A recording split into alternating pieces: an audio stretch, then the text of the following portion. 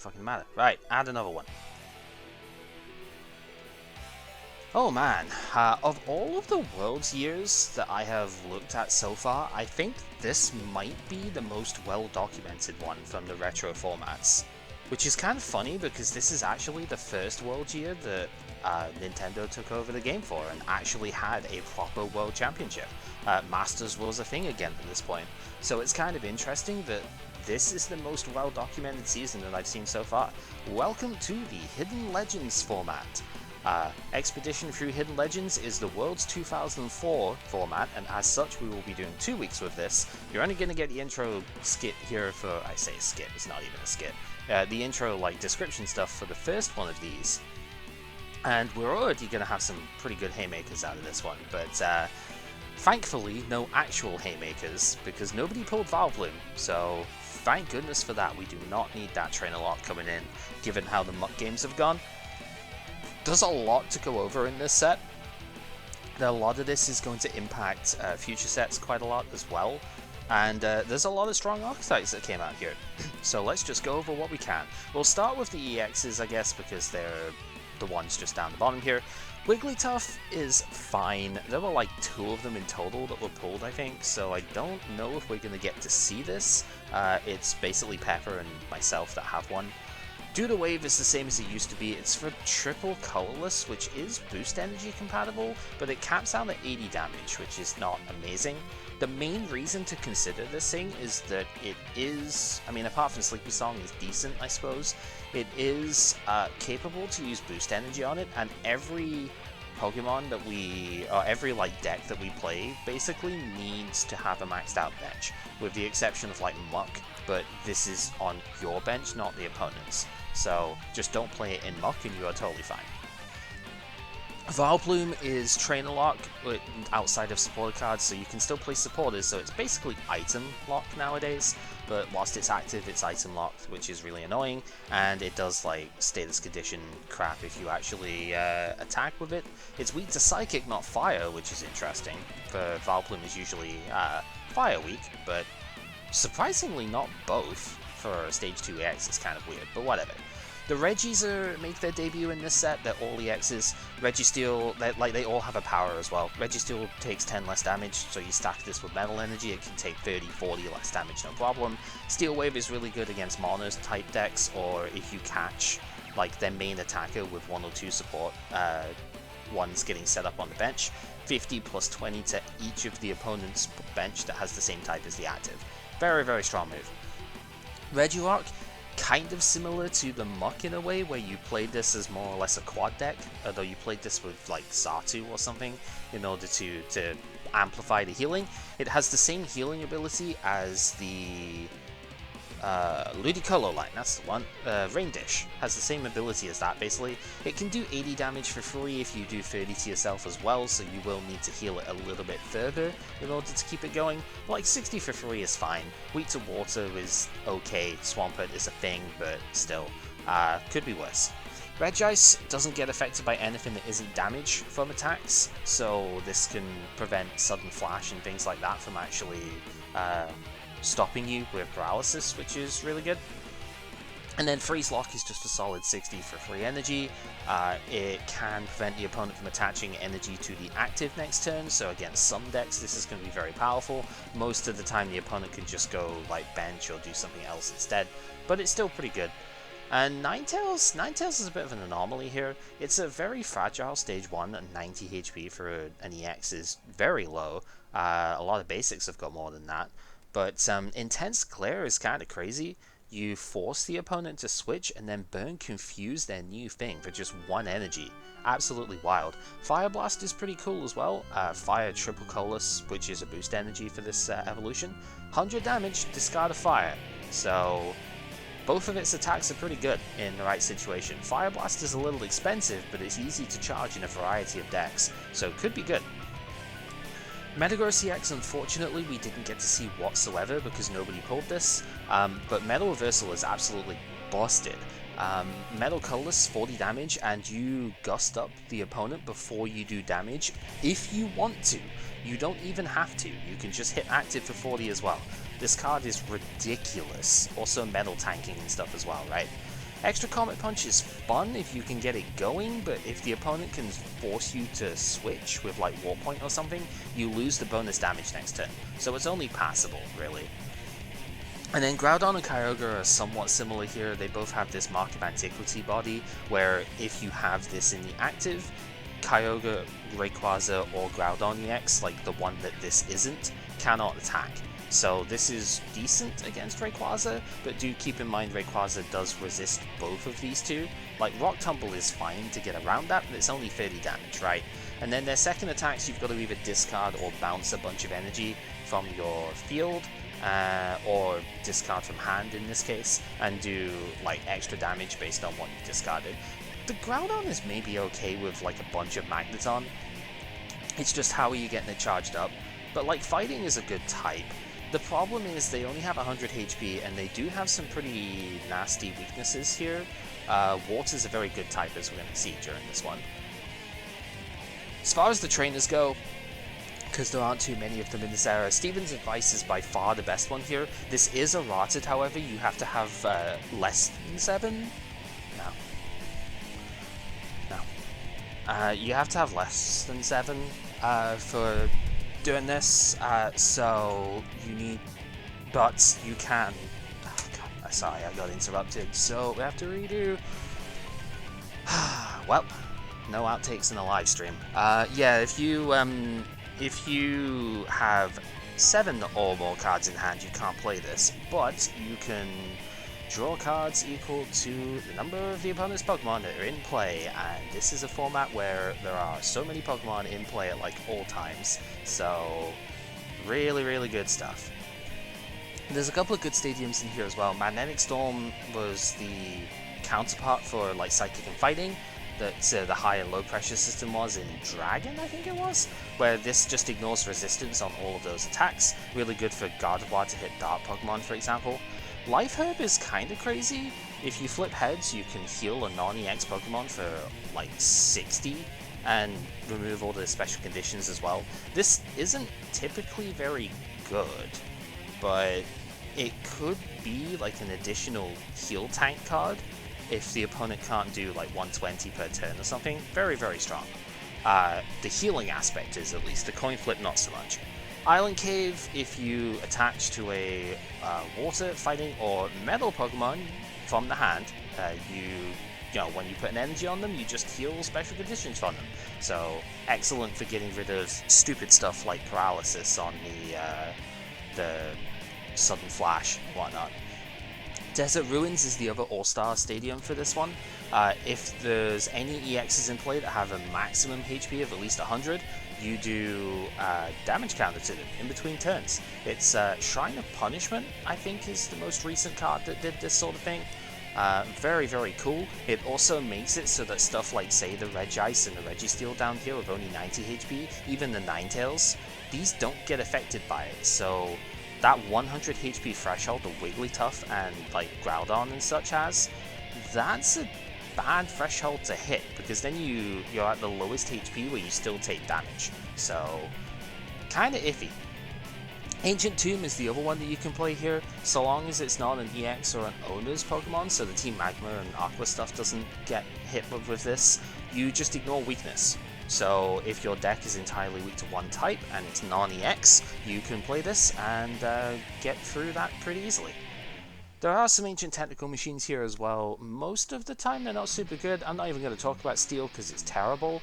Ancient Technical Machine Ice is kind of cool if the opponent's got a Stadium card in play, or like Strength Charm or something. You discard all of their trainers in play, and if you do, you have Agility on your active next turn, which is kind of cool. Ancient Technical Machine Rock is the good one though. You basically just get to do Omastar's pull down attack, where you devolve all of the opponent's Pokemon and put the highest stage back into hand. The catch is that all of these Ancient Technical Machines need to be on non-EX, non-owner evolution cards. So not every deck can play them, because you can't say put this on a Blaziken EX. But if you can play these, the card is just insane, because this is very, very good against Red Candy, which is super strong in this format. Also just good if you've chipped a lot of damage. In terms of Pokemon, we'll go from the bottom because, you know, commons are not super amazing most of the time, but some of them are. Vulpix has got Ascension, so I think this is the first time that we get to actually play with this. I think there's been like an Omanite that had it, but this is probably the first like good one, where we just get to evolve into Ninetales at the end of the turn, which is really neat. The I suppose the Spiel is pretty good to note because it does do a couple of good status conditions. Only has 40 HP, but it's on a very uncommon weakness that doesn't generally hit for that much damage, so you're probably good there. There's a couple of decent meta types in here. They have different types, so that if you want to play the next net search, you could use them for that, which is pretty good. Clampo is very strong with Gorbis, as we'll see later on. This also just prevents 10 damage with all of its attacks, so that is pretty good in its own right. And we have... Is somebody loading something? Because we have a game freeze. Oh no. There we go. Okay. Maybe? Okay, we're good, we're good. I think. No, somebody was loading something. I don't know why they were loading something. Whatever. I mean, this is the thing with being on servers. Moving into the uncommon, Starmie is like an inverse Flygon, which isn't very good because most decks don't play that many different types of basic energy, so whatever. Celio is kind of interesting because the entire Walrein line is good. This has Super Icy Wind to do 10 spread, which is nice. Rhydon, not so good right now, very good against Tyranitar later on though. Cheap attacks, and if the opponent's got a Pokepower or Body, then you do 70 for free, which is pretty good. There's a couple of the Beldum Metang line. I've got Levitate. Actually, that's an interesting one to bring up too, but it's because he's up here. Both of these are uncommon for some reason. Like Levitate is a thing for the Metagross deck that we'll see. Beldum's Magnetic Call is really cool for metal decks. If you flip heads, you get a metal basic Pokemon and just put it onto the bench. And you can then just get another Beldum. If you flip heads again, you just get another one, which is really good. Metacham's got a couple of good cards. This is not really the main one, but it's still decent. You can do 30 for 1 if you flip heads, or 20 if you flip tails is pretty good. Then Power Heal is like Rage, but you also then heal 10 damage after doing your attack. So, kind of okay. Love Disc is somewhat interesting, probably one of the few times you'll actually hear that ever being said about Love Disc. You draw cards until you have the same number of cards that the opponent has in their hand. It's a little bit bulkier than your typical starter Pokemon, so that can be kind of good. If you play like a bunch of items, you might be able to do some good stuff with this. Sweet Temptation is also decent. It's a gust attack that does 10 damage, so if you use multi-energy with this, it's pretty good. Lantern is one of the cornerstones of the MLB deck, as we'll get to later. Energy Grounding means it's experience share. If your active gets knocked out, or any of your Pokemon get knocked out by the opponent's attacks, you can take a basic energy from one of them and put it onto Lantern. Lightning Strike also just does a solid 50. If you discard all the lightning, it does 90 instead. A little bit hard to charge that up, but double Rainbow Energy can be really good for that. Glalie is interesting. If the opponent has a special energy on them, you take 40 less damage from attacks here.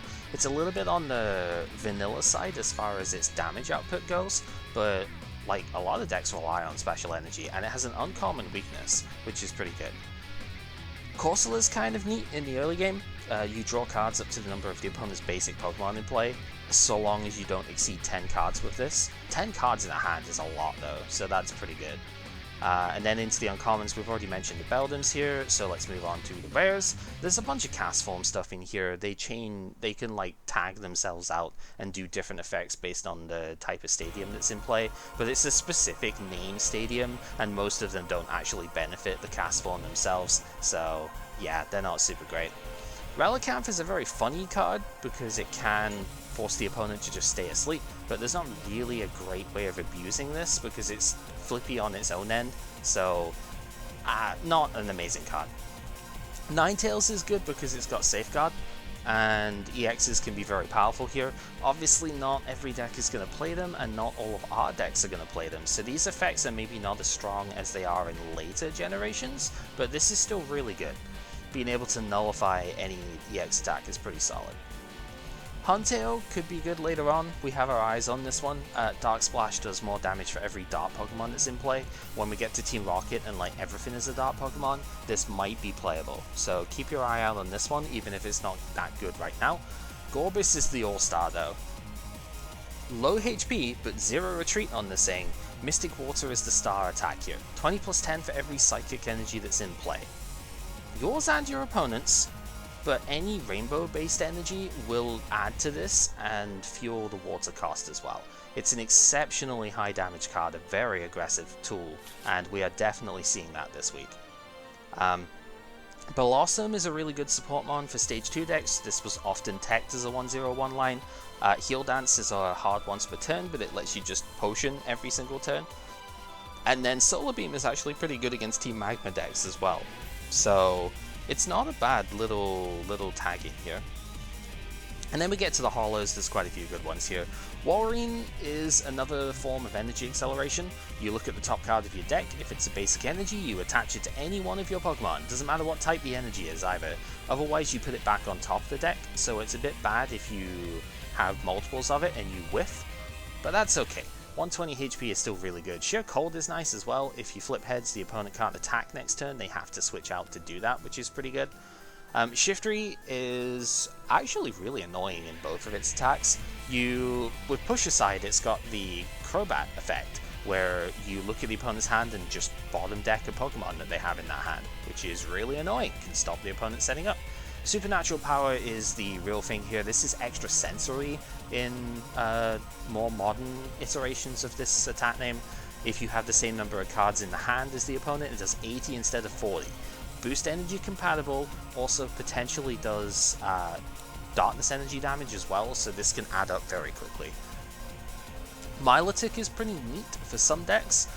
It doesn't heal EXs, but when you evolve from hand into this thing, you can just Pokemon Center the entire field without actually discarding any energy.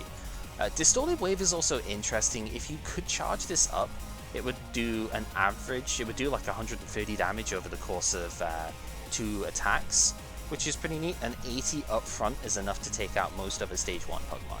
So, kinda cool. Metagross is interesting because it is both Psychic and Metal, which is fun. We're going to see this on Jirachi as well, actually. Metal Juncture is the main thing here. You can move any of your Metal energy from the bench to the active as often as you want. So if you play switching cards with this, you're able to move all of your energy away, do the Mr. Brownie's Compassion or like Pokemon Nurse Max Heal stuff.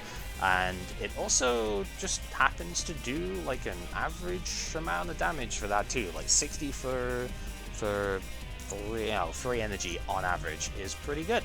It's metal, so you can tank with it, and it's also psychic, so it hits good weakness too. Resistant to psychic as well, which is not something you generally see on a psychic type. So very cool. Metacham is the first part of MLB. It's just hitting decent weakness points here. With Steven's advice in the format, hand Delcatty and such, hand sizes can get very large, which means chakra points can do a lot of damage even when the opponent's trying to play around it. So yeah, it just hits really hard. And Meditate can also be pretty good, just to like either finish things off, or like 20 plus 10 is good. Fighting is a good weakness to hit as well, so definitely a strong cut. If you want fighting though, Machamp is your dude here. If the opponent's got any EXs whatsoever in play, you do 30 more damage with all of your moves, making Brick Smash a 70 for 2 on a 120 HP Mon. Crazy, crazy stuff. Obviously limited a little bit by what the opponent is playing, but still very good. Jirachi is also Psychic Metal, as mentioned before. It needs a Psychic Metal for Mind Bend. You're not generally going to see this in a lot of decks, but Make-A-Wish is fantastic, because it just gives you it just evolves one of your Pokemon out of the deck. You do put the damage counter on the Jirachi, but not on the Pokemon you evolved, so that stays undamaged, which is really solid. Excuse me. Exploud is a very interesting card, probably a little bit underrated at the time, but it is weak to Team Magma, so I can understand why it didn't make it to like the End of Worlds and whatnot. 4 different attacks depending on how much energy you have on this thing. Breaking Sound is probably the best general purpose one, just 10 to all of the opponent's Pokemon. For any energy, that's pretty good. Base Control is 30 Snipe for 2, which is not bad. Usually snipe attacks are only like 20, so that's pretty good. Thunderous Roar is mostly used as a boost energy compatible attack. 30 damage plus auto confusion. Confusion forcing the opponent to switch can be pretty rough on them. And then 60 for 4 is pretty bad, to be honest. But again, with boost energy, this turns into 60 for 2, which is much more respectable. Electrode is funny because it is deliberately incompatible with boost energy. It KOs both itself and the opponent if you have free energy on this thing, but if it has any special energy then you can't do it, which is fun for the opponent, not for you. Crobat is good. This tended to be used with Gorbis as well, where double Rainbow Energy gives you triple poison and just forces the opponent to take a bunch of damage. Flutter Trick can also discard cards out of the opponent's hand of your choice too if you flip heads. Zero Retreat on this too, very mobile deck, extremely annoying. And then last but not least we have Banette. And Banette is just another potential fragile powerhouse for the MLB deck. Shadow Steel is really good against special energy decks, so Team Magma gets hurt a lot by this. Any decks abusing double Rainbow Energy can get hit pretty hard by this. Late game, this can be a stupidly strong attack. Darkness Chant is not to be underestimated either though. Double Rainbow works especially good for this because it only reduces damage, not damage counters. So you can still do the full 6 damage counters with this thing, and that's pretty good. As many basic and evolution cards in your discard as you have, you do that many damage counters, up to 6. So yeah, 60 for 2, pretty strong attack. So definitely alright. So there are a lot of decks in here. There's a lot that I want to play. We're probably going to try and play 2 decks here. I think we are going to play the Metagross deck up here and probably MLB this round. I like Magma, but we played this last week, so even though it's more refined because of Steven's advice, I kind of would rather not. And then the other deck I have is Exploud, which is very fun, but I'd have to play a little bit more and see if this is actually good against a general setup here. It might be. Like, it might be worth just bringing this in. But the main one we're going to look at is the Metagross.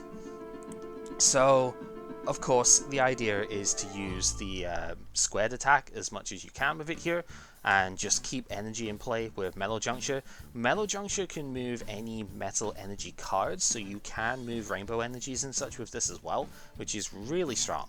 So you use this, you switch out when it gets too damaged, and you heal it with Pokemon Nurse or Mr. Briny's Compassion. And that is pretty much it. You want to use Briny, but I'm using one Pokemon Nurse in here as well because we do have a Registeel EX in here. I'm not so sure on this. This wasn't played in the list that I've seen, but I kind of like it.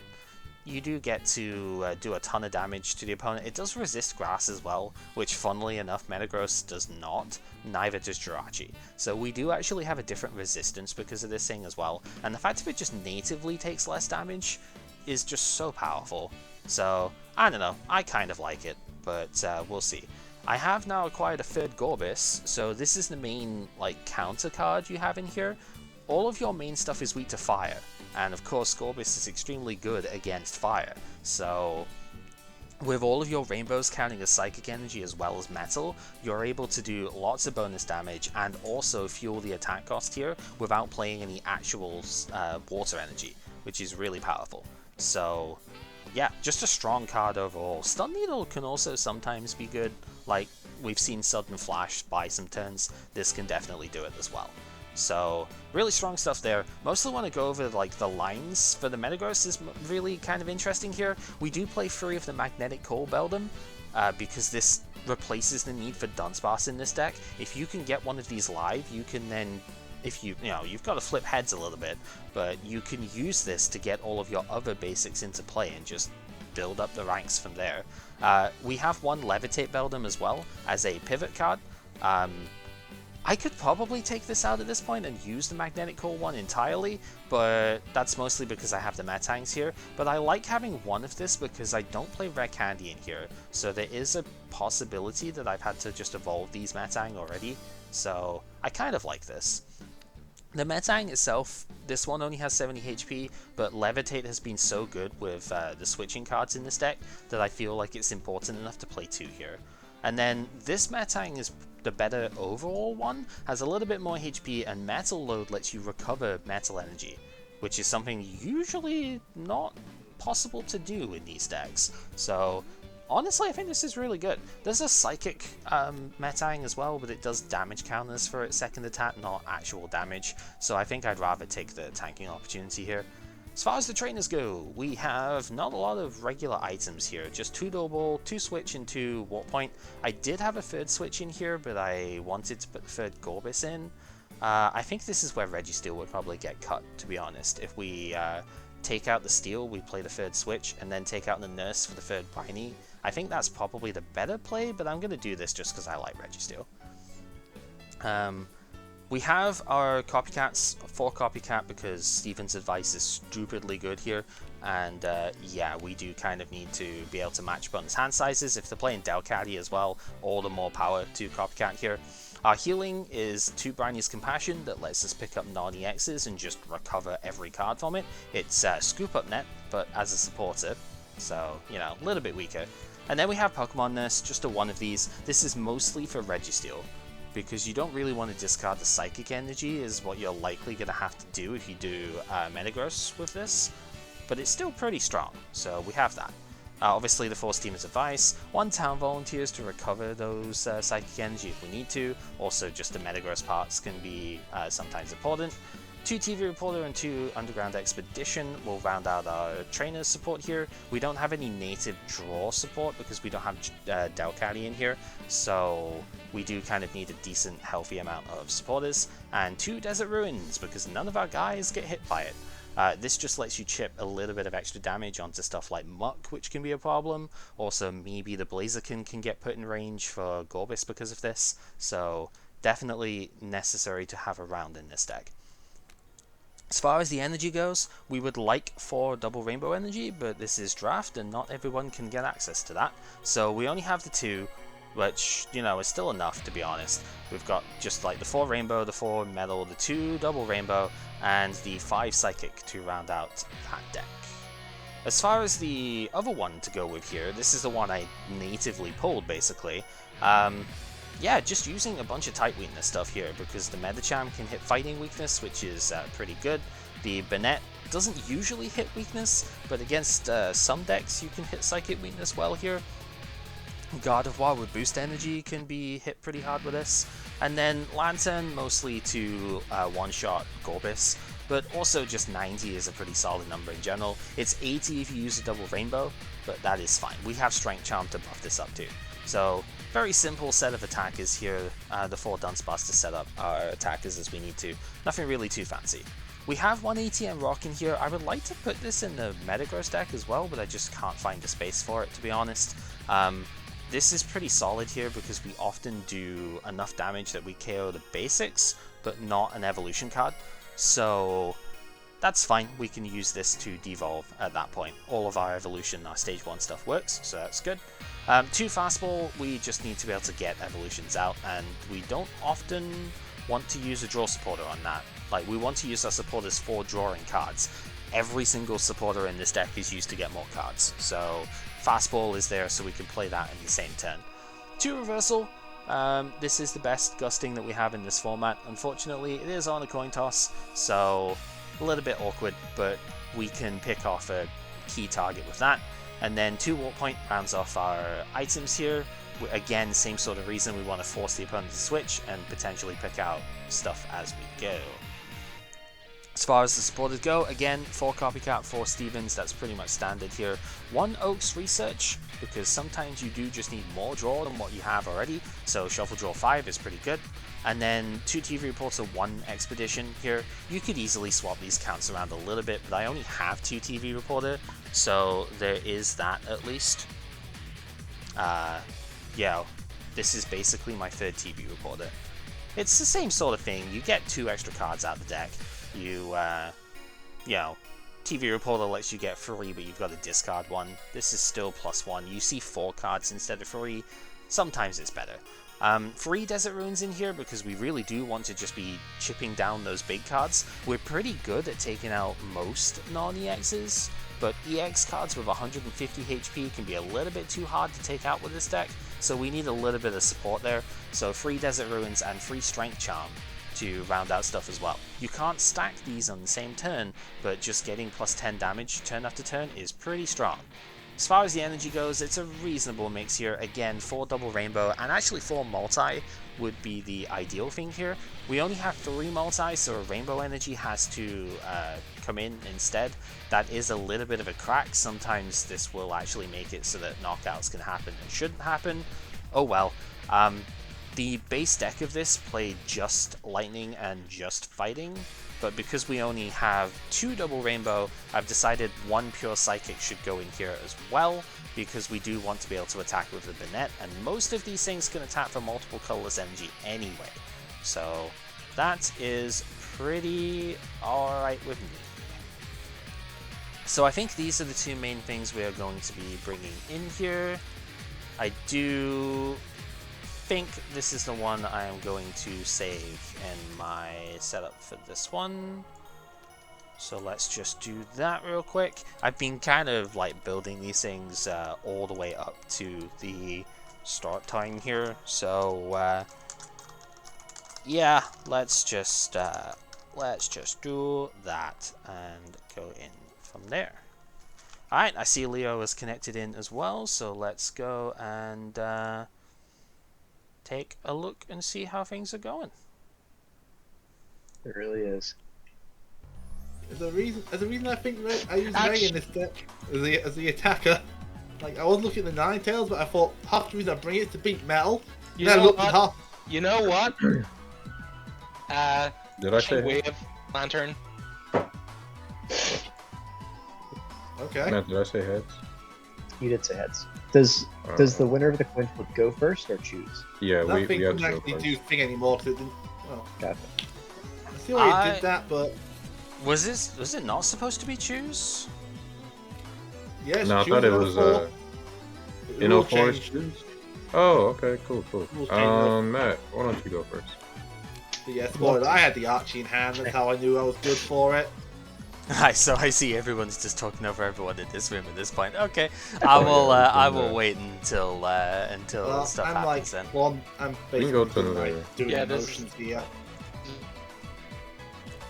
That you may be, but I'm still going to go in a separate room here real quick. Right, so we have a Dunsparce. Not really too surprised there on that side. I know Leo is playing Shiftery because that's one of the only decks he actually has built here this week. And then it seems like Pepper's on his crazy Aqua build again here, so that's kind of fun. That is actually probably a bad matchup for Metagross because of resistance. The one downside to Metagross being part metal type is that it is a little bit weak to our dear buddy metal resistance, you know, which a lot of electrics have right now, so that is kind of unfortunate.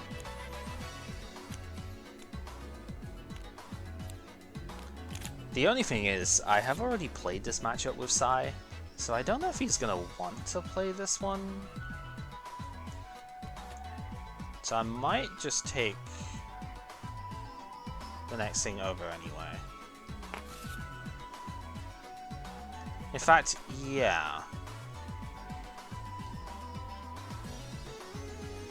Okay, I'm getting lag spiked a lot here, but that is okay. We will actually bring this over, just because.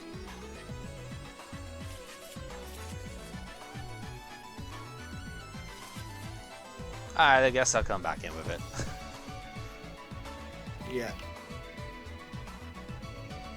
I got resistance stacked. That sounds about right. It's what it is. I almost had it, but you got a catcher into landing a Confusion Heads. Yeah, that also sounds about right. Okay, don't draw before we do the flip here. Right. Heads.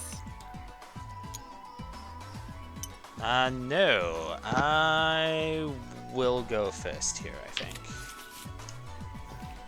And I know. I did not mulligan, but I wish I did. Yeah, okay, so you've got the Ray thing from before. Okay.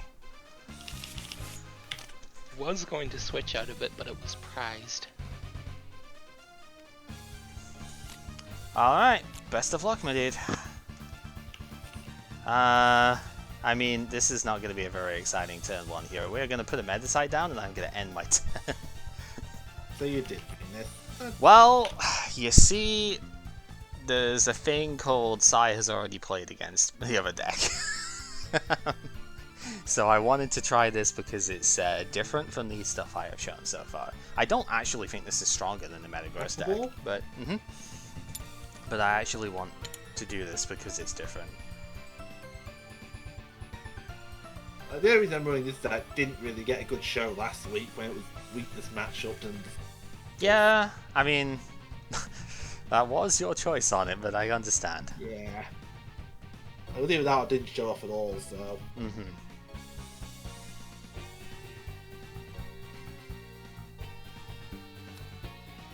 The Electrike. Yep.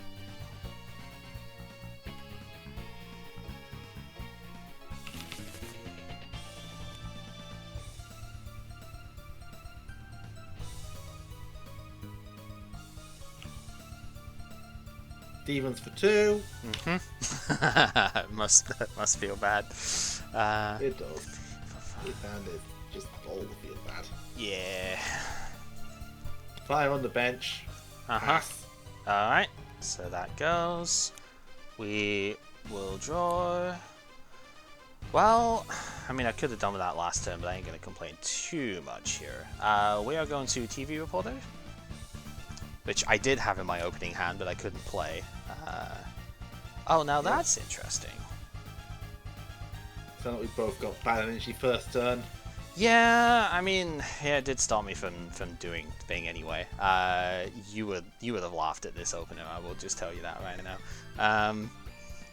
It was rather funny.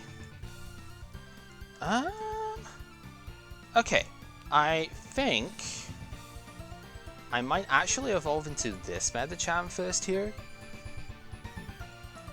Yeah, I've made a little bit of a change since I tried this deck before. The only deck I played this against was Magma, actually, and it was pretty close, surprisingly so, actually, but some of the weaknesses in my draft ended up coming in with it, messed it up a bit. We will multi on the Dunsparce, because I think I do just need to get this going here. As much as I'm going to run face first into a Stevens, I think that is still probably the best overall game plan here, is to just simply go and once the 10-year wait for my deck search comes in,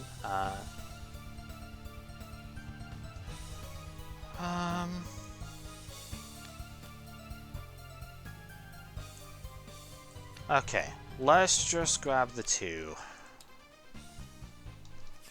And I think I will switch into this guy. Because he's pretty good at putting pressure on, even if I don't have like energy on board right now.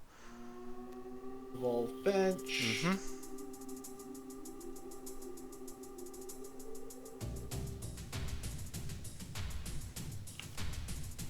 Evolve active. Match active. Research. Okay.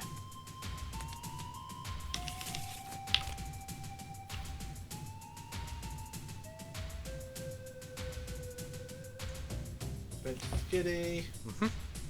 Play Aqua Ball.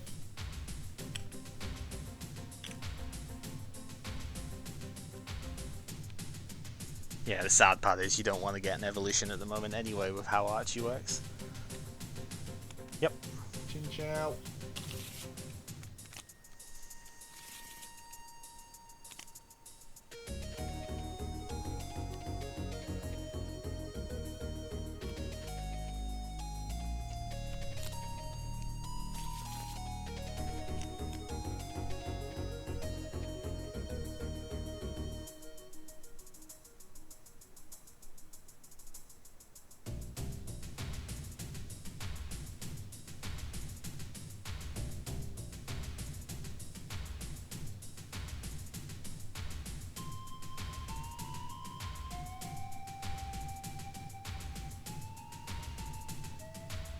hand. Okay. Skitty. Play that second Skitty. Sure. Hit. Enough time to hit Dogcatty next turn.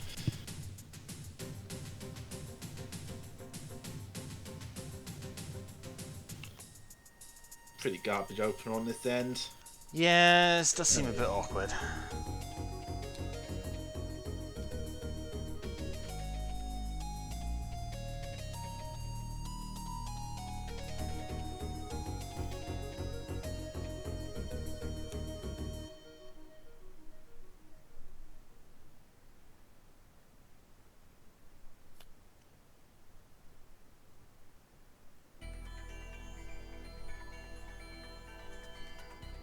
I'm not sure with this guy, by the way. He just seems like he's kind of decent, and funnily enough, I got one of him and 3 of the hollow ones, so I'm like, you know what? This is the 4th one. I might as well try. They didn't play 4 back in the day, but I don't know. I think with my draft, this might be the better play. If it doesn't get one shot, I can see it's doing a lot of work. It's a Flailmon after all. Mm-hmm.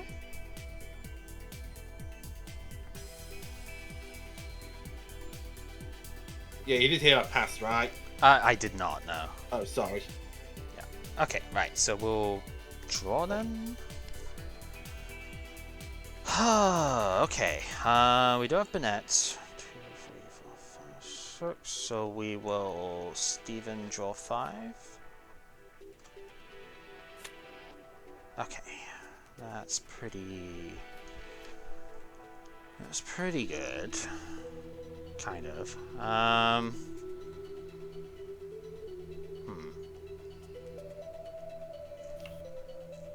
So what would be the biggest threat here? I mean, all the stuff retreats of 1 energy anyways. Probably whatever. We'll put a basic lightning on this thing, because it hits for a colorless as it's opening. I guess we'll put down this one to protect a little bit against a Shaman, for all I know. I mean, Shaman on this hand wouldn't exactly be that bad, so, you know, with the size it's at. And, yeah, let's just take the knockout here, I guess, then. Story Pontra. I would have been able to knock out someone on the bench, that's fine. You wouldn't know until you actually flip it, so...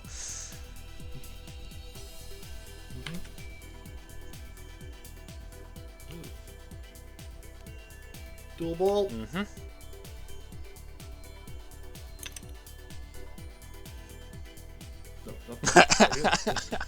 That's Yeah, not the you can sort the dual ball if you want.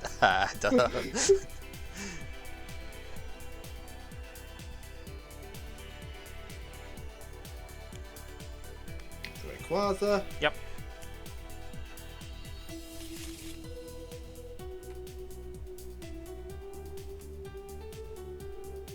Attach fire to the Rayquaza. And add the Shaman. Yeah, that's what I thought. So I was like, yep, that's gonna be best to evolve it now rather than after. Friend ball. Your Dunsparce. Seems pretty good. Get Kitty. Yep. That's why I placed that last turn. Oh yeah, I know. Works out. Energy draw.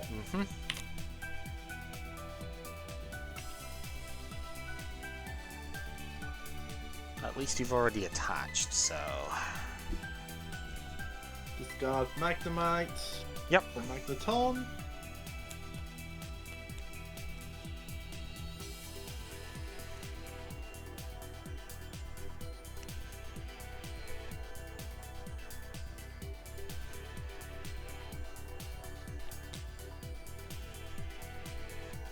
Checking what shenanigans you would pull on me. Probably not a lot at the moment. I'll just pass from there then. Okay. We will draw... 1, 2, 3, 4, 5, 6, okay. Yeah, let's put another Shop It down. Fighting energy on this one. Yeah, it's probably fine. Right, Strength Charm and Copycat.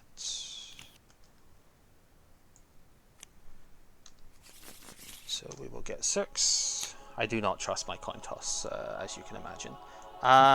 Desert Ruins. So that's going to start helping out a bit.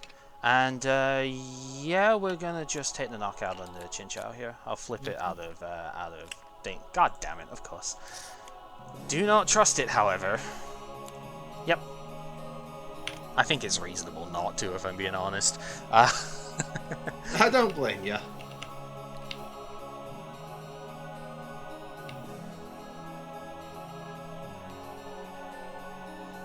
Attach lightning Yep. to the Rayquaza.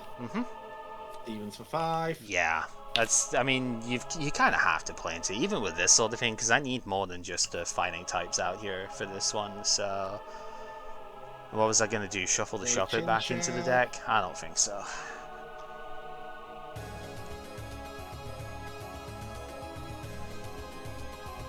How hard do I want to play into when you got cat? How hard indeed. It's not like I have any of them around in this draft, is it?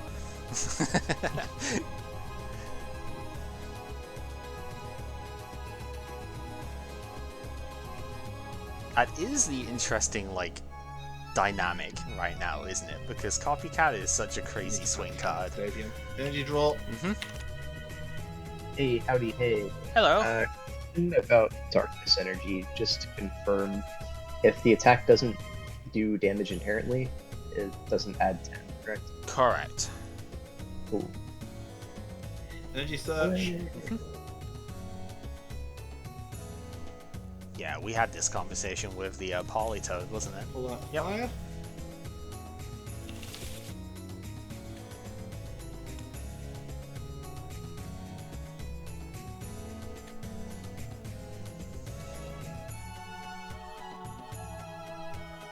Move over the fire. Discard both fire for Dragon Burst. To Yep, that's fine. 80 damage. 80 damage does take it. Yep, that gets chipped. You get your prize. I get my sparse.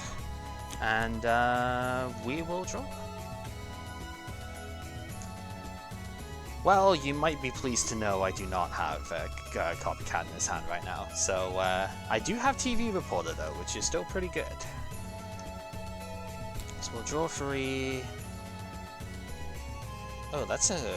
What do we discard on this hand then?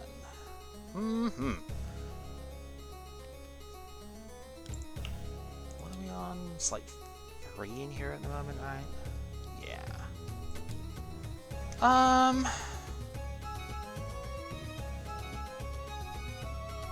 Kinda don't want to discard that, but...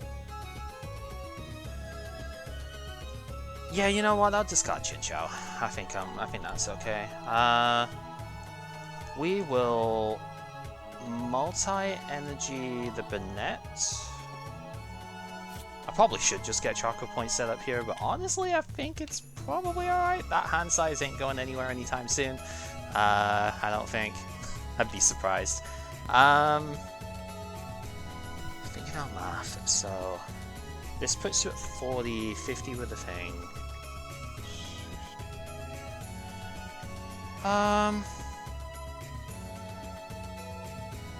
I'd be surprised if you shamaned with that hand, but then again, hand size is a thing here.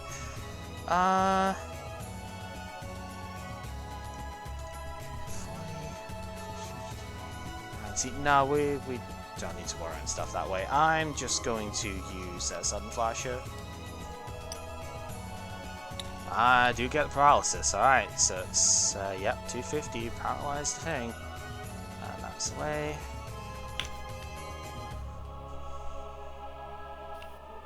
I mean, I'd be surprised if you shaman because I'm pretty sure you don't have another one, but you know what I mean, right? It's just like, looking at it going, yeah. I don't think you'd shaman a hand that size at the moment.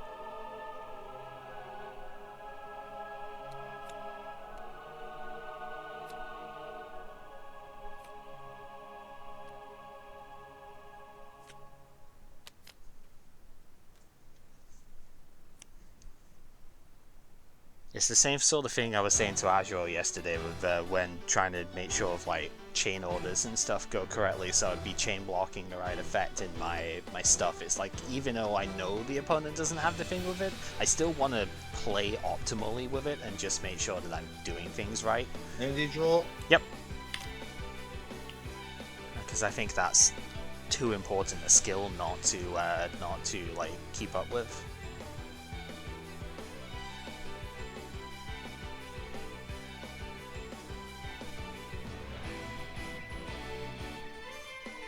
What point? Ooh, yeah, that's interesting. Yeah, alright.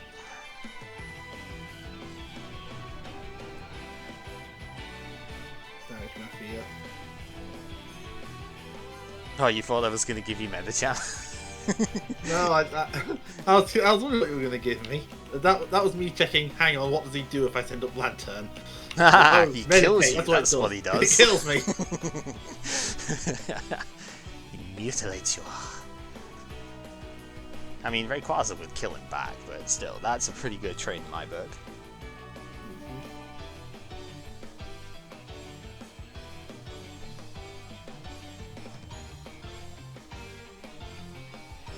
Okay.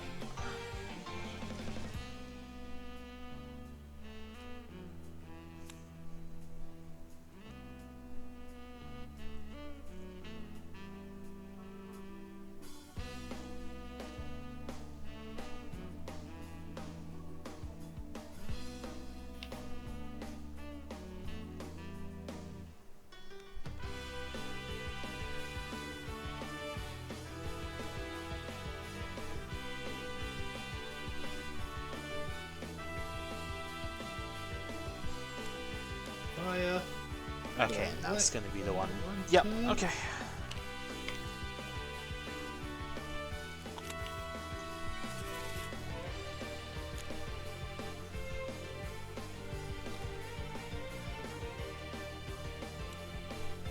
Hack the wall. Mm-hmm. Ooh. I mean, I say that as if it actually, like, matters that you got heads here, but, you know. Fail search. It is? Yeah, you're only at 15 left, so... 15 to 29, by the way.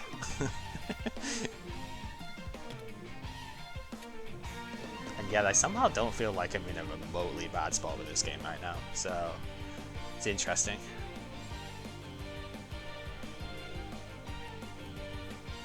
Copycat 7. Yep, seems pretty good.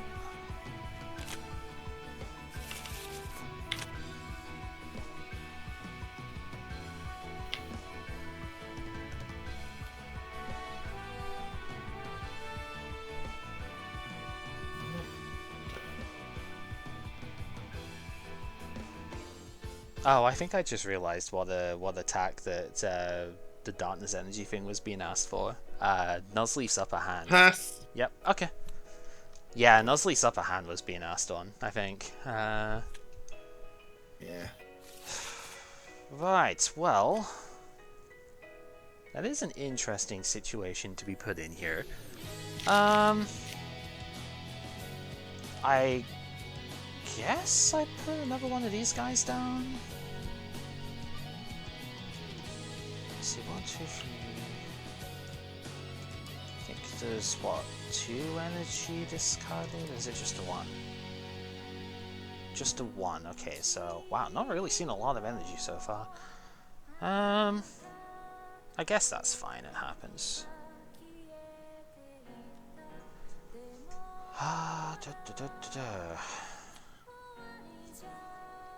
So if I...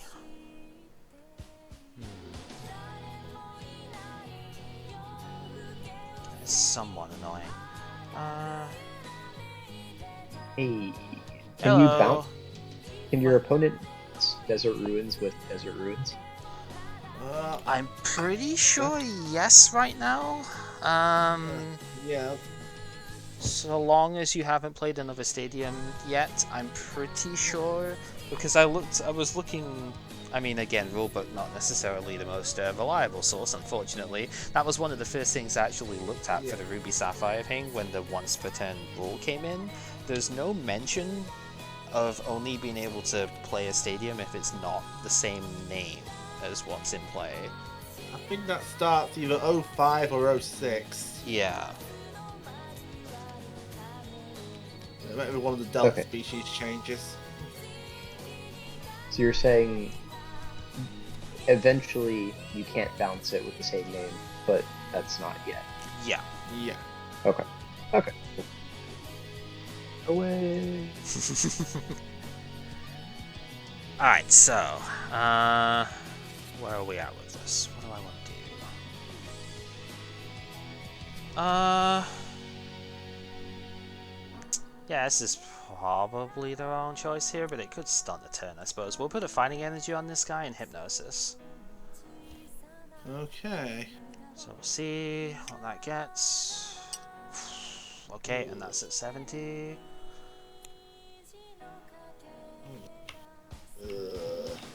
Yeah, that changes things a like fair not- bit, I think. Yeah, like, between that and just not finding my counter stadium, I think I just scoop. Ah, ouch. I have one counter stadium in here, and I dug deep for it, and it just didn't come out. Not in the prizes either, it's just being annoying. Yeah. That in the prize was a bit annoying, but I had another one in hand anyway, so... like, weakness matchup never helps, even if there are clauses. I mean... That's a thing. I prized like 4 energy in this game, so... Yeah, I was probably being too respectful of your energy play then, but I can't know Nah, that, can nah, I don't know if you were or not. I mean, I had research, so I could have easily picked up a thing with it. I had lots of energy around. A single double rainbow would have let me chakra points your entire universe away, so, you know, I? considering how many cards were in that hand of yours. Yeah, 'cause Yeah, you can, I mean, you can kind of claim weakness matchup on this, I guess. It's sort of the way it's designed, is to actually be, like, one giant weakness matchup against most stuff. I had a feeling you weren't going to play Walrein this week, which is, like, the worst matchup for this deck to go against, so... yeah, because I was scared off by Metagross. Yep, which was the deck I was going to bring, but Sai's already played against that this week, and I see, you know, with the exact and deck... the same Metagross pushed me into this deck, because this deck should destroy Metagross. Because I don't think Metagross really likes dealing with electrics that resist metal. No, not unless I play Magnetic Storm, which I have not fit in the deck yet. Because I do just... run that one counter stage, even if it's just a one-off. Yeah, I think But- I might need to consider Magnetic Storm myself. I mean, the thing you've kind of got to consider, though, is that, yes, I don't like dealing with the thing, but you don't like dealing with getting your stuff one-shot by Gorbis. So, what I found against Sai playing Metagross against the Swampert, which had like 2 Magneton in there, was that it was very volatile when those things came in, because it just one-shot so many like cards, right? But it also, in return, gets one-shot by the Gorbis. So it isn't as clear-cut as going, yeah, I resist your main attacker and hit your other one for weakness. What are you going to do? What I'm going to do is just kill you with the Gorbis anyway, right? It's 2 energy or 1 double rainbow, and I just kill the entire... Yeah. I kill it in one shot. I have been noticing, I've been playing games out here, that Lantern doesn't make up for the fact that I'm having to commit free energy to everything. Because the deck has to be lean enough, it just can't run that much energy. Yep. And Magneton has its limits, especially when the Lanterns keep getting killed off. Yeah. Yeah, I had like 2 of it. I was so tempted to go for like the reversal coin toss on the I think it was, no, it wasn't Metatron, you already had it out. It was the Chinchou at the time. I was so tempted to go reversal and like go for the steady punch coin toss on it, because, you know, that would have just been pretty devastating if I could have just shut you off of that right there and then. But yeah, Archie does potentially change that a little bit, though. Like, yeah, Archie's a great card, but at the same time, being a supporter can be awkward, but it's so good when it works. Mm-hmm. Like, just play a Strange One straight from your deck. Yeah. Ridiculous. So you can obviously see the idea of why this worked. If I had 4 double rainbow, this deck would probably be absolutely cracked. It's still really good as is, but it would probably just be like completely disgusting for me if I had the 4, because I'd take out the Psychic, I'd probably take out like one of these two, I think, because I probably would just put a 16th energy in. This was what I was working on with the Ninetales version before I realised I didn't really have a point to it. But Sure. without grass in the meta. Yeah. This deck's more tuned to try and start full picks as soon as it can. Because it cuts down to 1-2 lines and 4 Archie. Yeah. You want to know the dumb thing is saying grass is not in the meta? Almost all of my bullshit dot decks are grass here. I just haven't had the chance to like properly sort through them yet. Would someone mind doing the honors so that Matt doesn't get mad? Oh, The right, deck. for your deck, yeah.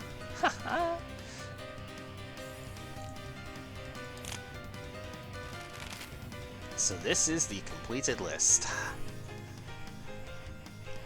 Gotta admit, almost. it looks pretty good.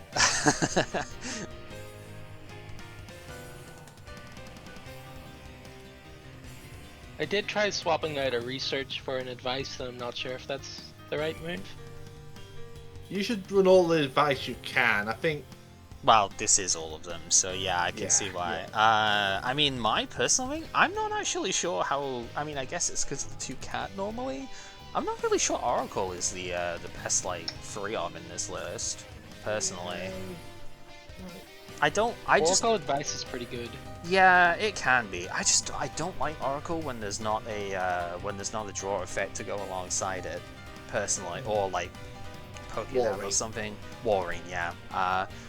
But like, if there's no way of taking advantage of the card straight away, then it's conceding an entire turn where you can't like search the deck for anything else either, which is fine at the start. After your Dunsparce has done his thing, you probably don't need to. But it's just me. I'm not saying it's bad off it. I'm just like, I personally am not as big a fan of it as I would be in like most things that that run more cat and stuff, which I know obviously we can't do.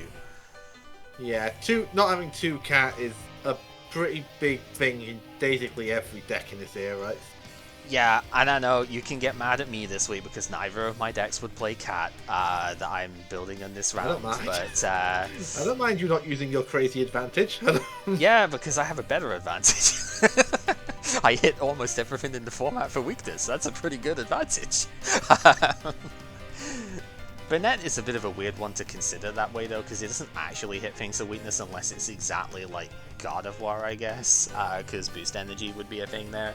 But I mean, come on, it's 6 damage counters. I had that set up fairly well too. If you knocked out one more thing, I would have had the 6 in discard for it. So like, that's hard to come back from, especially in here, because like, what the hell are you going into that's gonna deal with that well?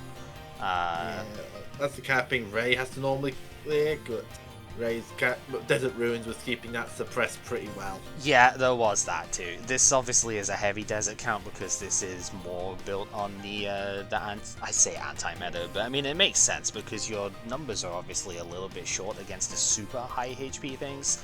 I mean, this is doing 6 at most and then dies. This is usually not going to do more than about half or 2/3 of the health of a big EX and then dies. So you need to be able to chip them down. Just getting chip on for Meditate's also just nice. Uh-huh.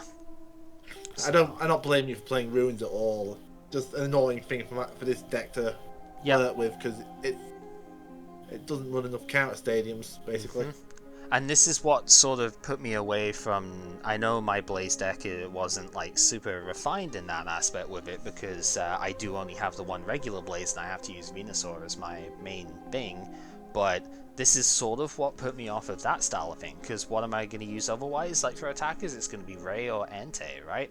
Both of which are 100 HP EXs, so they both get chipped down by the ruins. Yeah, fire has to play into it, doesn't it? So it has to run. So it'd have to run plenty of counter stadiums.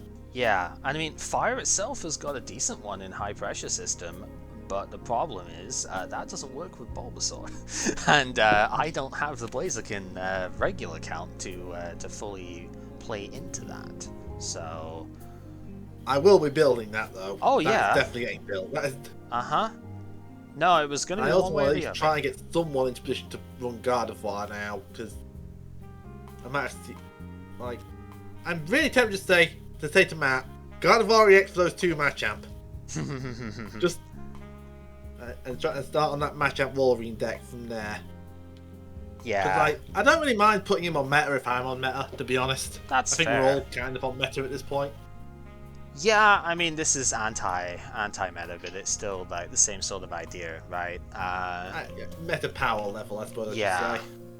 This might have a hard time against Blaziken because the Blaze deck doesn't have too many special energy with it, and again, it's just like really big dudes off it. If I had more double rainbow, I'd probably be a bit more comfortable with it, because then I'd go back and put the free lantern in instead of the Metacham over here, and I'd be able to do, okay, you know, energy grounding, get 1 basic of whichever type here, double rainbow energy, discard that, hit for 80, right? Which with the other chip stuff going down is probably going to be enough to take it out.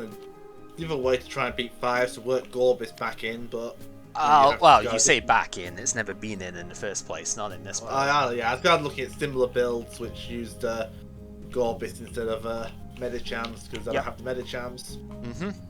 But, I mean, I like the idea of the Metacham because it does hit a lot of things for weakness. It's a good card. It's a good card. It preys on the vulnerabilities of the format, right? Most of the time, like, maybe not so much with us, but even there, you had like a, 11, 12 card hand at one point there?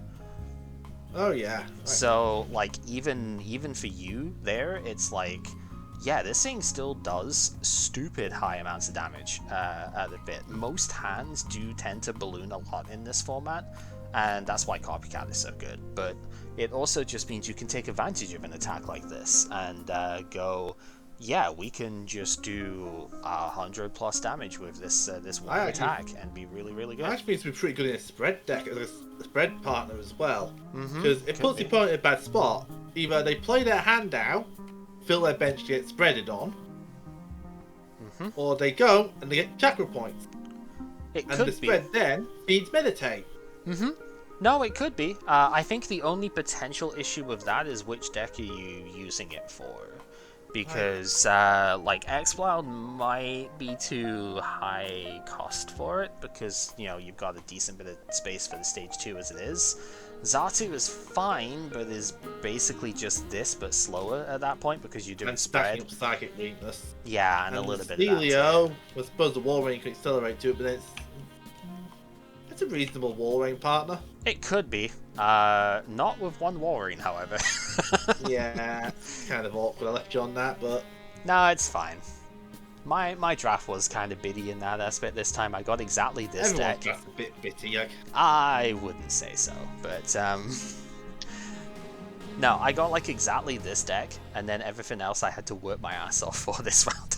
And honestly, kind of successful on that, I think. You didn't get a bad deck. Yeah, it's unlike the Shift Resay, this isn't one of those cases where it's like, oh, I don't like this deck, it's the only thing I can reliably do this round. This one is like, okay, this isn't entirely what I was going to go for, but it's a pretty solid idea in its own right, because anti-meta is still something you can reasonably run with, right? So this hits a lot of important... You're hitting half the weakness in the meta anyway. This is hitting a lot of important stuff in the format, and doing it pretty efficiently too, so... like, it's not bad. You did mention Gorbis as an interesting point here, though, because I do have the third one of these. That was kind of what I was going to go towards. I just haven't, like, I literally was building it last minute, so I haven't exactly looked too much at that yet. I think it could be decent, but I also think it'd suffer because there's no acceleration for me for it. That's the problem, I think, is getting Gorbis to have enough damage. Is like, I don't know how exactly I would do that yet. Bad. By the way, Si, Banner's Wallies, how's it been treating you in here? I didn't see this as a Wallies deck, to be quite honest. I changed rooms. No, he's here. What's up? I was asking about how the Wallies was treating you. The one-off. I mean, it can be really good. It's very possible to start Mudkip, go into Swampert EX, attach energy, and start doing significant amounts of How damage do to you know Dunsparce. Wally? Mudkip in the active? Wally doesn't let you skip stages, does it? Oh, does No, it does not. Oh. Hang on. How ridiculous would that be if Wally's was a candy?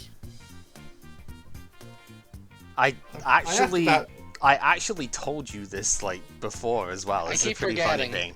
Like, well, you also did. To be fair, you also tried to wally the bench as well. So at the same time. There's so much cards to keep track of. Oh, I know. I'm I not will like. say it's not clear if it's. I mean, I could swap it for another candy. Yeah, that's probably what you should. That's probably a good idea. Just minus this plus candy. It might be better if I had the second Delcatty. Yeah, potentially. Well, maybe. You in Magnet Cat, so Friend Ball's probably better than a Wally's for enabling Delcatty. Because if against other Magnet Cat, you can also get Magnet Cat pieces. Random electrics like Lantern also exist. You also get your main Evo line against Gorbis decks, which Here's has the got thing, more stuff. There's 3 people with Magnet Cat. And you're running Magnet. Well, you're also running Magnet. You're running Magnet Cat. But Cal isn't. No, but I Oh. have the other elements that you would search from it, right? Yeah. I have lightning and I have colors. You're generally fine as long as they have Sparse out. It's a little awkward if you kill the Sparse though. You know the fun thing actually in that game, it wasn't why I discarded your Chinchou, but the fun thing with that, it was like, wait, if I don't bench one of these, you can't friend ball for the most of your deck, right? Because half your stuff is lightning.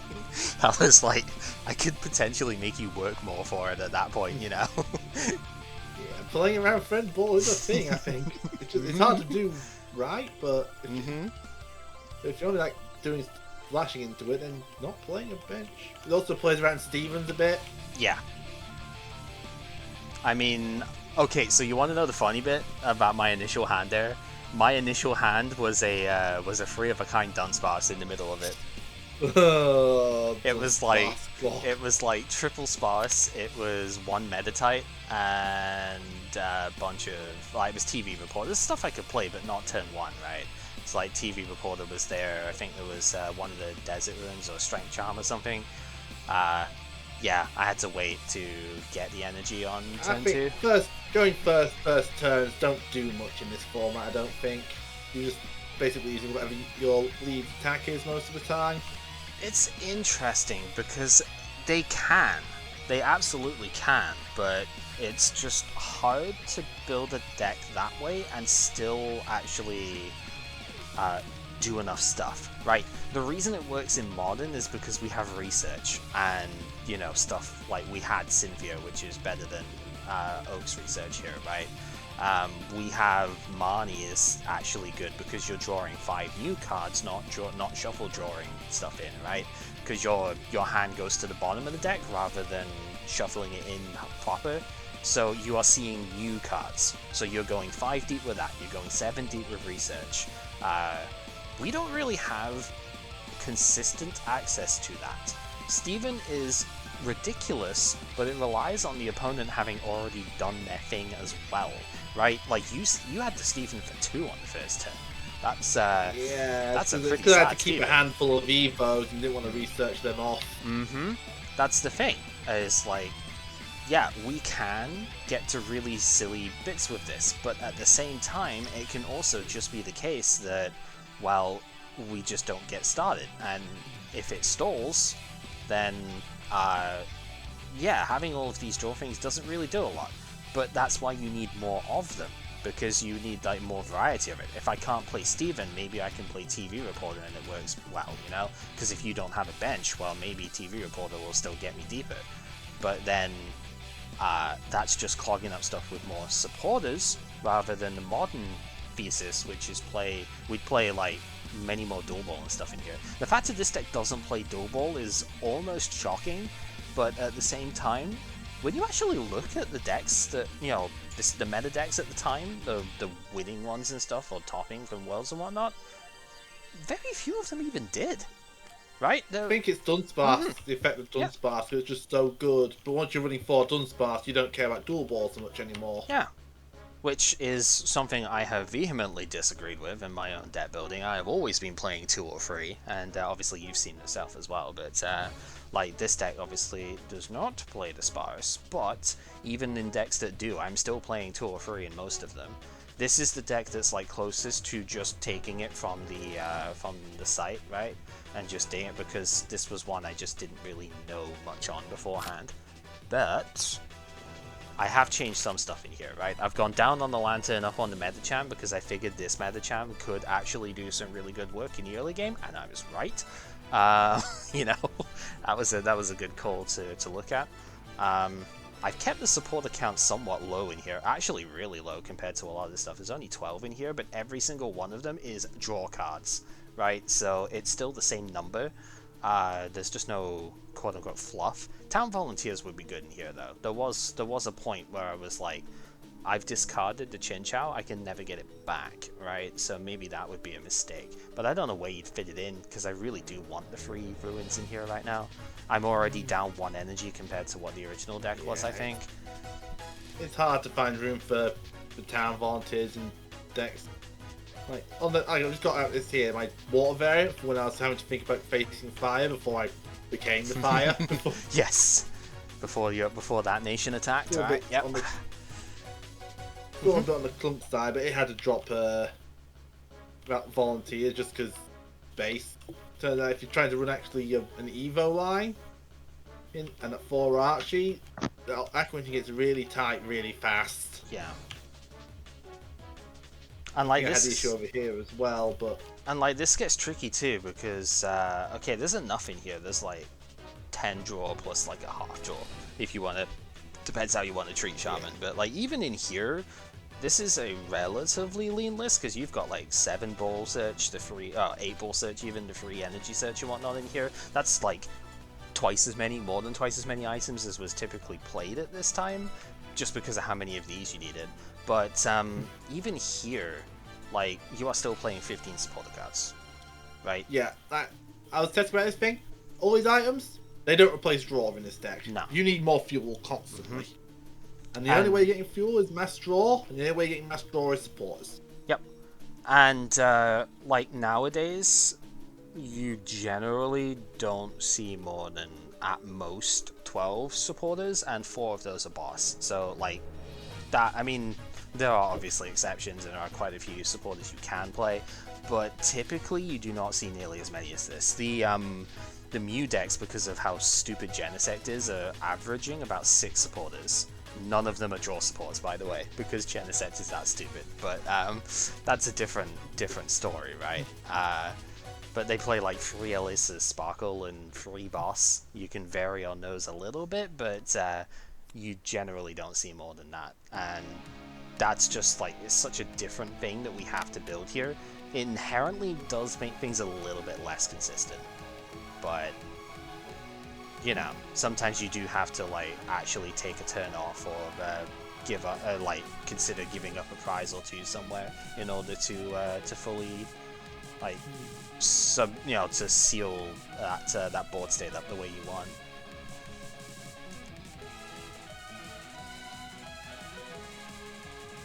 Yeah, I'm ready for fun. I'm ready to get out the other decks. My other decks to mess around with now. Yeah, that's fair. So actually, it's a couple of interesting bits I'm seeing on the other side here. You mentioned Bennett with the Gorbis here. That actually looks like what Matt's playing, which is interesting. He's using the 40 HP Shuppet, the one from this set. Does he know about the 51? Because it was an old set. It was in Dragon, so it's possible the answer to that is no, but hang on, I've got it. Oh no, he had it out. Yeah, out of his yellow box. So I guess it's could just be a mix. He has the whole Dragon set open here. Yeah, could just be a mix. That is possible.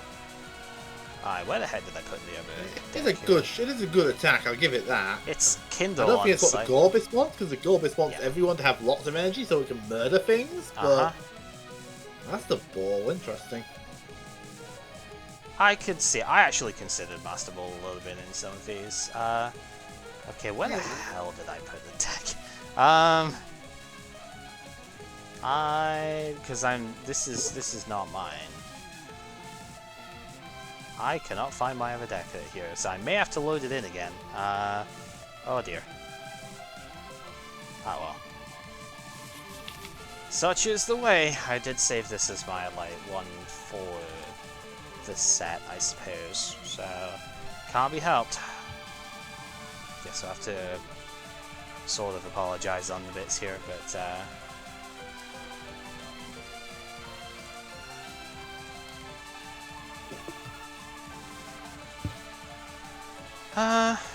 are you wanting to do anything here, Sai, or are you Well, I figured you guys playing another game. I don't have another deck, so That's I fine. need That's to why play other people with this one first. Yeah, that's why I was asking, because this is obviously looking at stuff that you have seen. So Unfortunately, I think I saw them start a fresh game, so you missed your chance, Si. Oh, that's fine. yeah, I think they've played like 4 in a row now, or something. Which is fine. I mean, if they want to just play amongst each other, that's okay with me as well. But whoa, I Flip forgot. first. Yeah, that's okay. This hand was going nowhere anyway, so I Heads or forget. tails? Let's go tails. Nice to see it isn't just me. Yeah. Yeah, sure. I guess we'll go first. Womp womp. Yeah. Oh boy. This is going to be a hell of a matchup. Oh my god. How is this going to go? Holy, it's not what you think it is. Yeah, I have a feeling I know what it is, and it's probably okay for me, but I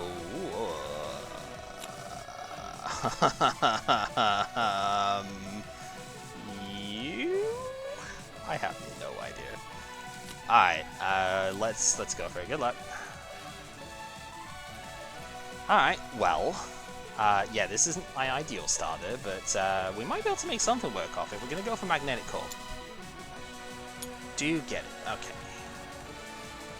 See what we can accomplish.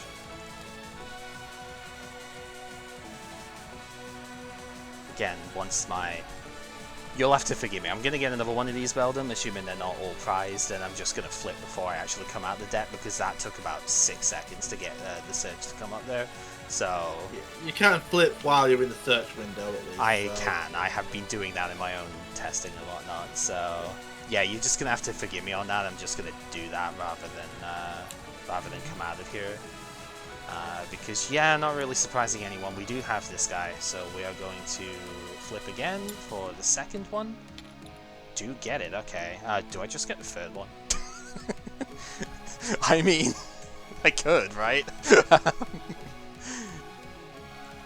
Yeah, I guess we do, because I guess I can't really do Jirachi in this setup, because this guy's got a fat 2 retreat cost, so yeah, we're just gonna flip to the third one here. Yeah, okay. That's fine. I mean, that's much better than I expected anyway, so... And now to play Steven's advice. Yeah, well, Steven for free is just Charon, so I guess I'm okay with that. Go ahead.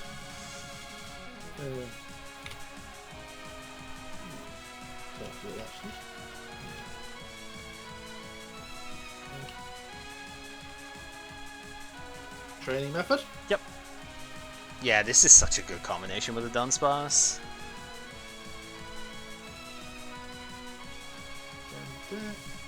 Because it's then you can just get Dalcadi and then search the Skitty out and you've got it for next turn. As just one of the many things I've done with this. It's so good. Or even you go like, okay, I have Rekandi in this opening hand, so I'm going to search out the stage 2 that I need for, you know, like the next turn, and then just go from there. It's so nice. Water to be active. Yep. And strike and run. Yep, doodles.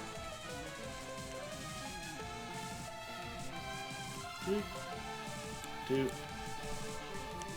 You fool, you're played into my. Ah, that would be funny. Right, will that be everything? Yeah, I just struck and run. Yep. So... That's alright, and just considering. Yeah, you got to considering make the sure I switch. stay in, right? Yeah. Yeah. Right. Well, I suppose we do have this guy, so we can bring him down. I will put a second medal on it. Gonna have to find a psychic at some point, but you know, that's still pretty good. And yeah, we'll use the Beldam first, I think. I should have used this one in the active before evolving, but whatever. I'm not actually too worried if I get one here or not, because I already have all the Beldam up. So yeah, that doesn't matter. We'll hit for 30.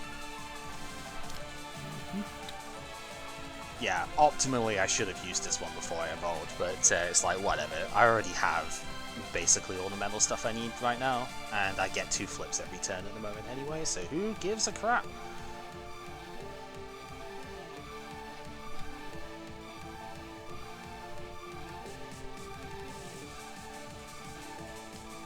This does go back to what I was saying before in the last match, though. I should make sure that I play these things optimally, even if it doesn't technically matter that much at the time. Took enough. Yep.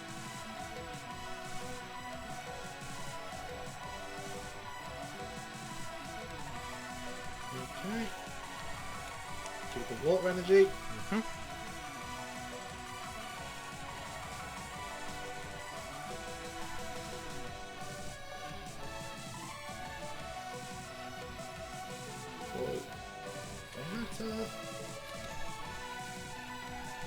Two. Yep. Two. This is gonna get spooks. Oracle. Yep. That's so good. Woof. Okay.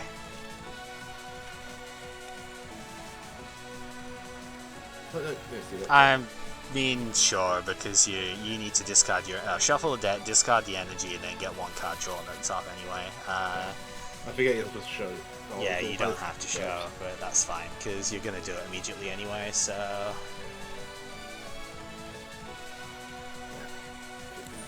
Boilers. Yep, that's fine. Yeah.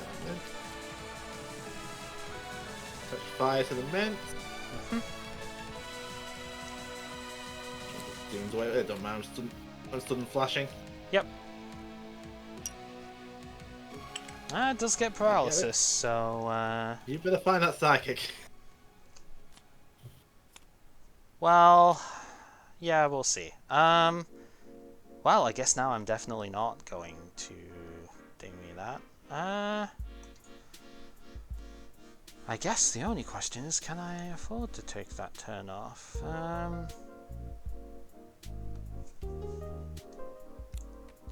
You know... Yeah, probably. Go ahead. Okay.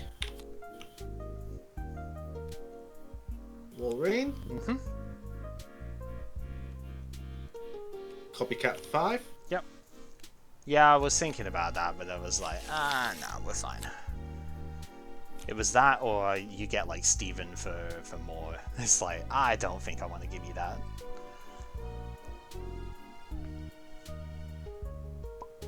Energy draw. Yep.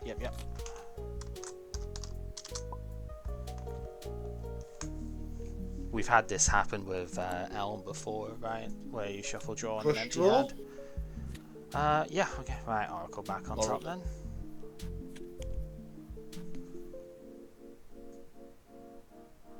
Oh, I forgot to put damage on from the sudden flash.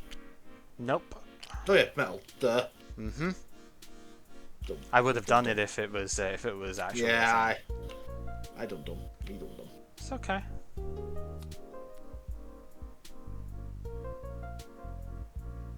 Touch water.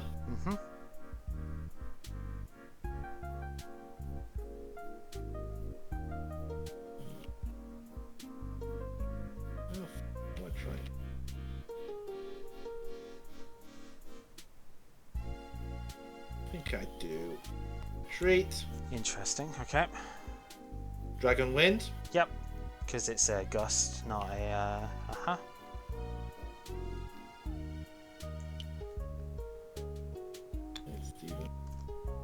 And agility. Yep. Okay. Slow. Right. Let's see what we can do then. Ooh. Alrighty. That does make things a little interesting here. Okay. Well, we got 1, we got 2, we got 3. Yeah, I was holding on to most of this last turn, and I was like, I think I'm gonna just wait, because that seemed like an inopportune moment. Yeah, I think I do put the energy on here, and we're going to Copycat for the 6. That was my draw support last turn, and I'm like, Copycat for 3 is a really bad idea here. 6 is a lot better, because that is, yeah, that is what we got here.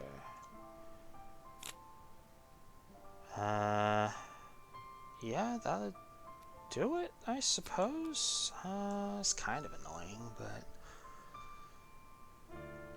I guess it's fine.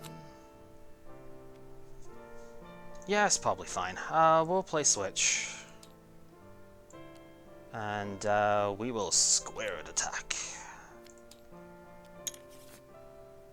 Kabang! 90 damage, let's go. It's pretty good.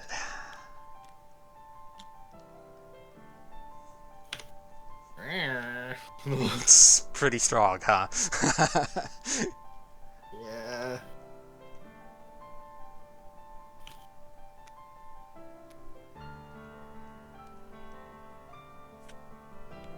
Well, I mean, I know you've top decked Oracle, so there's at least that going for you this turn. Yeah, I just have to think about that. What the fuck do I do now? Yeah. This is why I don't like this natural, because it's against metal in general. I can understand that, yeah.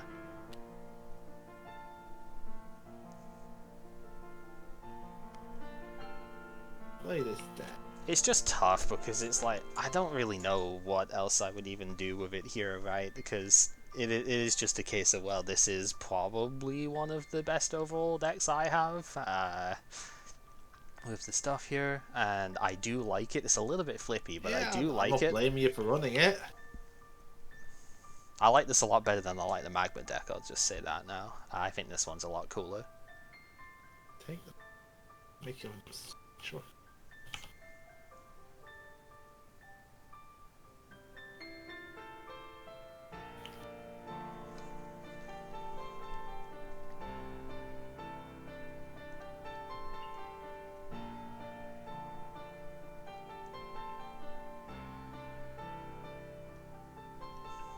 Well, I think regardless of what I do, the first play is Oracle. Yeah, I think you probably getting your options for this turn is going to be the best bet.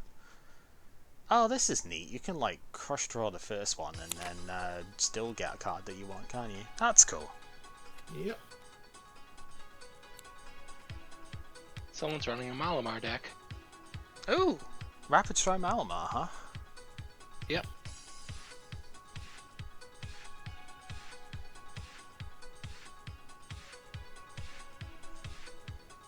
Yeah, this might date the video a little bit on stuff, but is it Salt Lake? It's not Salt Lake Regionals, is it? Which one is it that's on at the moment? It's like the first regionals. Yeah, Salt Lake City. It is Salt regionals. Lake City. Okay. Yeah, so this is like the first regionals that has been held since the pandemic started. So it's a pretty big occasion actually, because the regionals are like multi-hundred person tournaments at this point as well. They are still very large events. So this is a pretty good, pretty momentous occasion for the TCG as a whole. So Just have it running on the TV in the background. Just glancing over when things look interesting. Push Yep. draw. yep. So we can accelerate to. Yeah, I mean, you would accelerate active if I didn't chunk it for 90 damage last turn. Yeah. The worst bit about it for you here Really is... cool. Yep, the worst bit for you is that Salamence can't even touch Metagross right now because Agility doesn't do damage to it. But then, I mean, that is what its ability is Attach for. the Walrein. Yeah, because that was crushed to that, attached to Warring makes sense.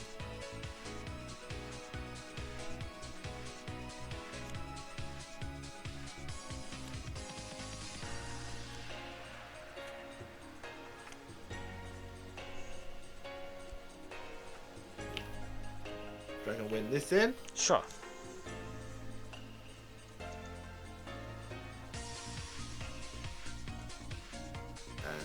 Agility.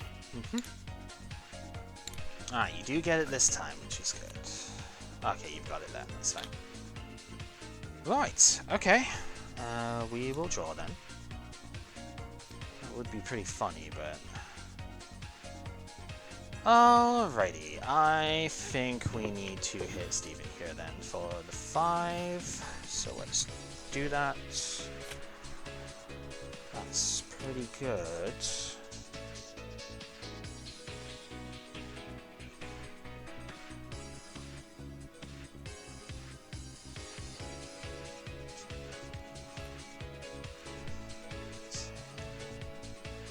Alright, we'll double here. Of course, the one time I'm gonna fail search anyway, probably. I'm expecting I'm gonna fail search here. I'm not really sure what I would get here. When you fail, sometimes search for Pokemon head to your hand. If you are going to fail search, flip 2 heads. Yeah. Oh, that would be very funny, actually. Hold up, that might be a play. Oh, yeah, it is. It totally is. Yeah, fuck it. I'm not failing search. We're getting Registeel. Insert oh fuck right here.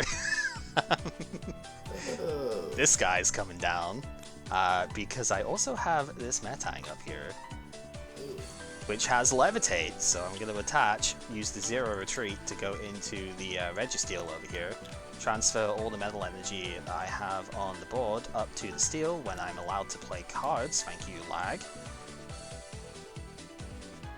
I'm having a lot of issues with that here right now. Yeah, I'm having so many freaking issues playing cards for some reason. Don't know if somebody's trying Coming to through a bit robot-y, so it's probably a connection issue. Yeah, possibly. Alright. Yep, we're gonna move all of the energy up here. Yeah, that was the attach. Yeah, and I suppose we will Steel Wave. Does nothing to the Salamence because you had agility. Oh yeah, agility, duh. So that's up at 90 still. So 20 to the cat and knock out the Dunsparce.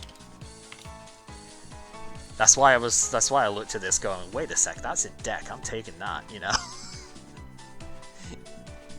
And now it's a -40 Registeel. As if this matchup could get any worse. Uh-huh. I'm so glad this is the deck that can eat around banana. Can eat around problems like this. Or so you think. Pokémon? Yeah, yep. Yeah, I did drop a few frames during that, so it's probably a little bit of connection issue on my end that was causing that. I mean, Take it's a what steal. it is. Sure. A deck. First draw. Dun, dun, dun. I would have never guessed.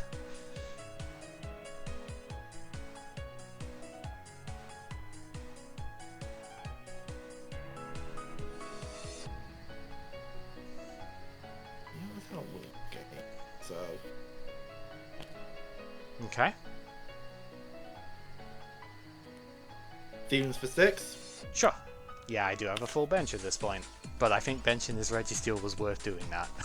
You know? Because I'm looking at this going, how the fuck do you beat this card? Steel. Mm-hmm. Candy. Ooh, Alright. that's pretty good. Now First you- draw. Yeah, I was gonna say, do you know the top card of the deck at that point before you No. used that? No, okay. So that was just a fish. That was just... I couldn't remember if you knew. I stopped because of 2, Nav. but I've just evened to 6. So Okay, that's fair. Yeah, you'd have drawn the one that you saw plus. Okay. Should have realized, but you know, it's fine.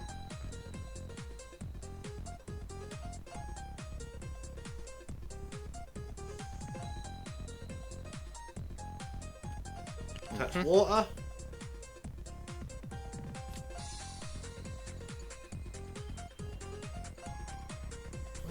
Yeah, let's play this. Well, later.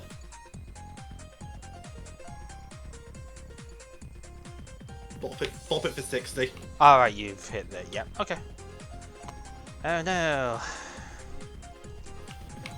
Okay, I've had to think about how I'm winning Anyway. this game. If I'm winning it at all. Anyway. This guy's coming back in hand. And yeah. Various swamping. Yeah, I was like, oh no, anyway. Right, I should probably evolve this one. Thinking if I actually want to bench to do. I mean, hey, Crazy BTV, how are you doing? I suppose it probably doesn't hurt. My only concern is, like, I don't really want to evolve this guy right now, but I have this one for Levitate. So I think it's okay. If I just evolve here, then I still have this guy that I can, like, pivot with. I'm knocking out the Gust guy this turn anyway, so that's probably fine. Yeah, this actually should be back in hand then. Like, also, I think it's takes scoops to match up, but I think so as well, but looking at the way this is set up, we are going to dual ball, we're going to flip 2 heads again, because of course we are. Nope, that's okay, I don't have to shuffle my deck this time. perfectly balanced, as all things should be. As all things should be. We will put a 4th metal energy down just to make sure I don't even get hit by a sheer cold at this point. And I don't even think I'd bench it. I have... I don't think I do, but I have literally nothing else I want to bench here, so I am going to bench the Beldam anyway. You could Steven out of that hand, I suppose, but whatever. Do I even care at this point? I'm going to take the knockout on the with Steel Wave and do another 20 to the Delcatty.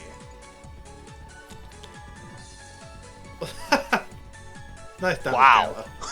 counter. Wow. That's very funny. Yeah, that's staying there now. Yeah, I'm not touching it. Physics. But yeah, I don't have the Stevens.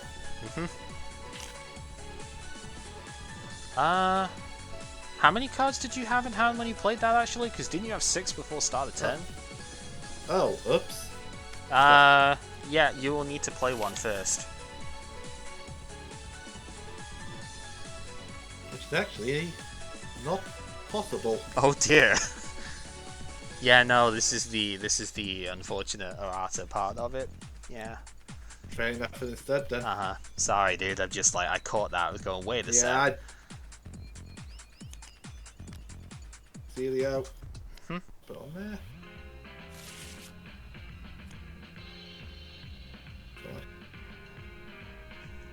Crush draw.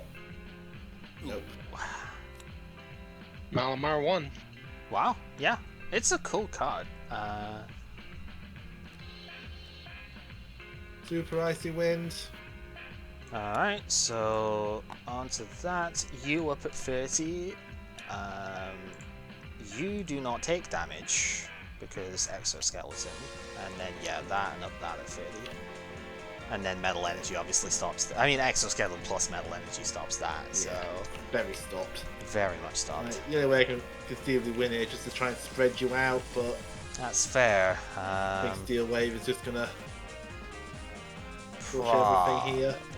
We're gonna get another Metagross down, because I don't really see a reason not to here. Let's...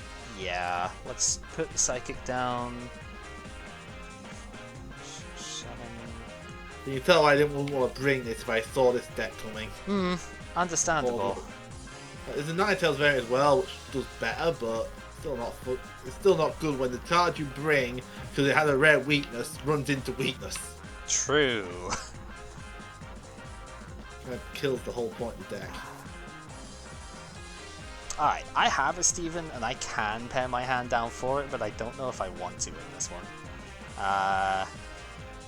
No, I think I will, because it's Gorbis is the reason why I can. I think it's Leo's fine. winning. Ooh. We'll hit 5. Okay. Run into a gigantic copycat, but we will Steel Wave here, so that knocks out the Celio and spreads 20 to everything else that's not Delcatty. Hey, Riptide Net, how's it going? I know that was like 3 minutes ago, I'm sorry, but we've got to think a fair bit about these turns here. There's a lot of stuff to do. I'm just scoop, I can't win this. Not Yeah, especially as I won my sorry, 2 Bagon prize as well, so I only have one of my Ments. Yeah. That, like, wear me out strategy was probably not going to work with this in hand anyway, so... Not much else I can really do in that situation. I didn't even lead the Stelio, which was... I didn't have a Stelio available because I had a Fire Energy Yeah. at the key moments. I tried. You did. I don't blame, and I'm sorry, it wasn't the intention to thing it out with it. This was genuinely the main deck I was going to bring this round, but Sai has literally already played this exact matchup with the Swampert stuff, so I was like, I should probably bring the other one in first. Right. If I did bring up the, if I was good and brought up the better deck, well, it's probably the better deck, the Ninetales. Does that one have the EX, or is it just the regular? I'm currently 1-1ing because I'm not sure. Yeah, that would have It's also found room for the Melodic as well. Sure. That would have forced me to Gorbis much earlier, so, like, actually go into it much quicker, so that might have been the way, but, yeah, I think in that matchup I would have tried to just snipe the clams down as soon as I saw them. Yeah. If I got the EX out, which might be what pushed me towards the EX. It's almost certainly matchup based, because sometimes you obviously want the anti-EX option, which is why the warp point's there, because it forces some awkward warp points if I can just safeguard. Yeah. But sometimes I want to mess with your bench. And I mean, so the interesting bit here is the last second change. I'm not sure if I'm happy with it, but the last second change, because of getting that third Gorbis in that circle trade here, was to take out the dual ball and the switch in order to do that. And I'm not entirely sure. I really like having the 5 switch options here, especially when you see how mobile this deck is, surprisingly, right? I like having that extra switching option. This is a deck that wants lots of switching, that is true. But I was like, this is going to cover fire much better. I didn't expect you were going to bring Blaze yet, because of course you've only just picked it up like less than half an hour before start time. So I was like, I'm pretty sure you wouldn't have built with this in mind. So, and you're not exactly one to just straight net deck the yeah, I'd rather it, not. so. I'm going to use it as a baseline, but I'm probably going to at least mess around with things like Aquaman. In it. Oh yeah, Aquaman is definitely one good. that I would think of. Like, part of me even wonders if I can put a full Aqua engine, like a slower Aqua engine, but it's probably too bulky. Yeah, dang. It might work though, because Yeah, I could see why Shiftry would be really annoying for this deck, considering worth it though. considering how like frail it is. If you get not extra sensory, but like the same, extra sensory is what it is nowadays. If you get that attack going, it one-shots Gorbis, and its first attack with a Dark Energy one-shots Banette, so this actually doesn't seem like a very good matchup for Matt here. I wonder if it's... I just thought... Is it worth running Archie in a deck which only runs Manectric as a target? Like, you get playing the Electrike, but... Not in a Dunsparce meta, surely. You would need some way of getting the thing back into deck if you draw it, right? Yeah. Because I had to think about it. I don't think it's worth playing Lantern in a Blaziken deck. You'd rather miss Blaziken. Oh no, you don't play the Lantern. The reason... Yeah, just about do you run the Orc with the Electrites, otherwise doing not much other than covering water? I Or mean, do you just play the broken ass supporter that can bring it out for free whenever the hell you want? you would need to actually search the supporter though, or yeah. you know, That's the thing, I suppose. Yeah, which it's is probably not worth. Yeah, it's probably it's- too cute. You're right. it is a bit cute. Like it's Especially definitely when there's no other real tech you could go for. Because if you're looking at grass tech, you'd rather run the Blossom because it's Blossom. Now, the reason you play the main, obviously, is there's a Blaziken target to attach the Yeah, energy you play to the the blaze. to the main and bring to the active. Suggestion, play fully X series when the draft reaches Power Keepers. That's plausible. Obviously, there are so many decks, actually. Jason's got like 60 decks on his blog, I think, with this, maybe even more. It's actually kind of absurd how many are available with that. And we know how to brew, don't we? Well, yeah, we know how to brew. So this is what Leo had this time out. I imagine the disconnect is because he needs to go. We have been playing this for a fair bit here. Yeah, we knew he was going to have to go at some point. Yeah. So this is what he had. Oh wait, did he not trade double rainbows? He didn't, did he? It was you that traded. No, it was me who gave them to Matt. Yeah, that makes this a whole lot better. I prefer that than the other option. I could see benefits for both. Like boost energy obviously gives you supernatural power out of nowhere, because that is like a stupidly strong attack to be able to go in, but double rainbow lets you keep the stuff in play, and darkness energy, as you're clicking on there, can mitigate the downside too. Double rainbow plus dark is really good there, and double rainbow just gives you push aside for nothing as well. I really like this. A little bit unsure on the nurse, maybe, only because we don't have that many boosts in here. This would be much better if we had like 4 boosts, right? Yeah, I'm not. I think that should be a Brownies. There's no EX in this. It should be a Brownies. Hello. Because Browniesing back your energy is a lot better than nursing it off. So you guys had fun with this, right? Oh, will do. Yeah, I can see. No, well, maybe I can see I can see muted on Discord. Yeah, so yeah, it looks like it could be an interesting matchup, like the Net Gorbis against this. I can see potential struggles on that, considering supernatural power can one-shot both of those. Really, I like this though. I can definitely get behind this. He's playing with what he can. There's only 2 copycat in this pool. He was trying to get one off me at the end there, and I was like, maybe if it wasn't 5 in the fucking morning, I could have potentially dinged in. I was like, the problem is, I don't blame you for wanting sleep at that point. The problem is, though, like, about half of my decks were running a full 4 copycat at a time, and I could go down on it. This deck could play an oak instead of the copycat, for example. But I was like, I would have to retool half of my stuff. At minimum, that's at least. Copycat's just so good in this format. It is. I mean, he was right. It rotates for a set, so like I can understand that. Again, I wasn't. I mean, entirely. Rocket should give us plenty of it. Sure. We should have an excess of it back then, because our pulls of it the first time were pretty good. Someone mind doing me the honors again? Oh right, yeah. Where are we at? At the top. Okay. Yep.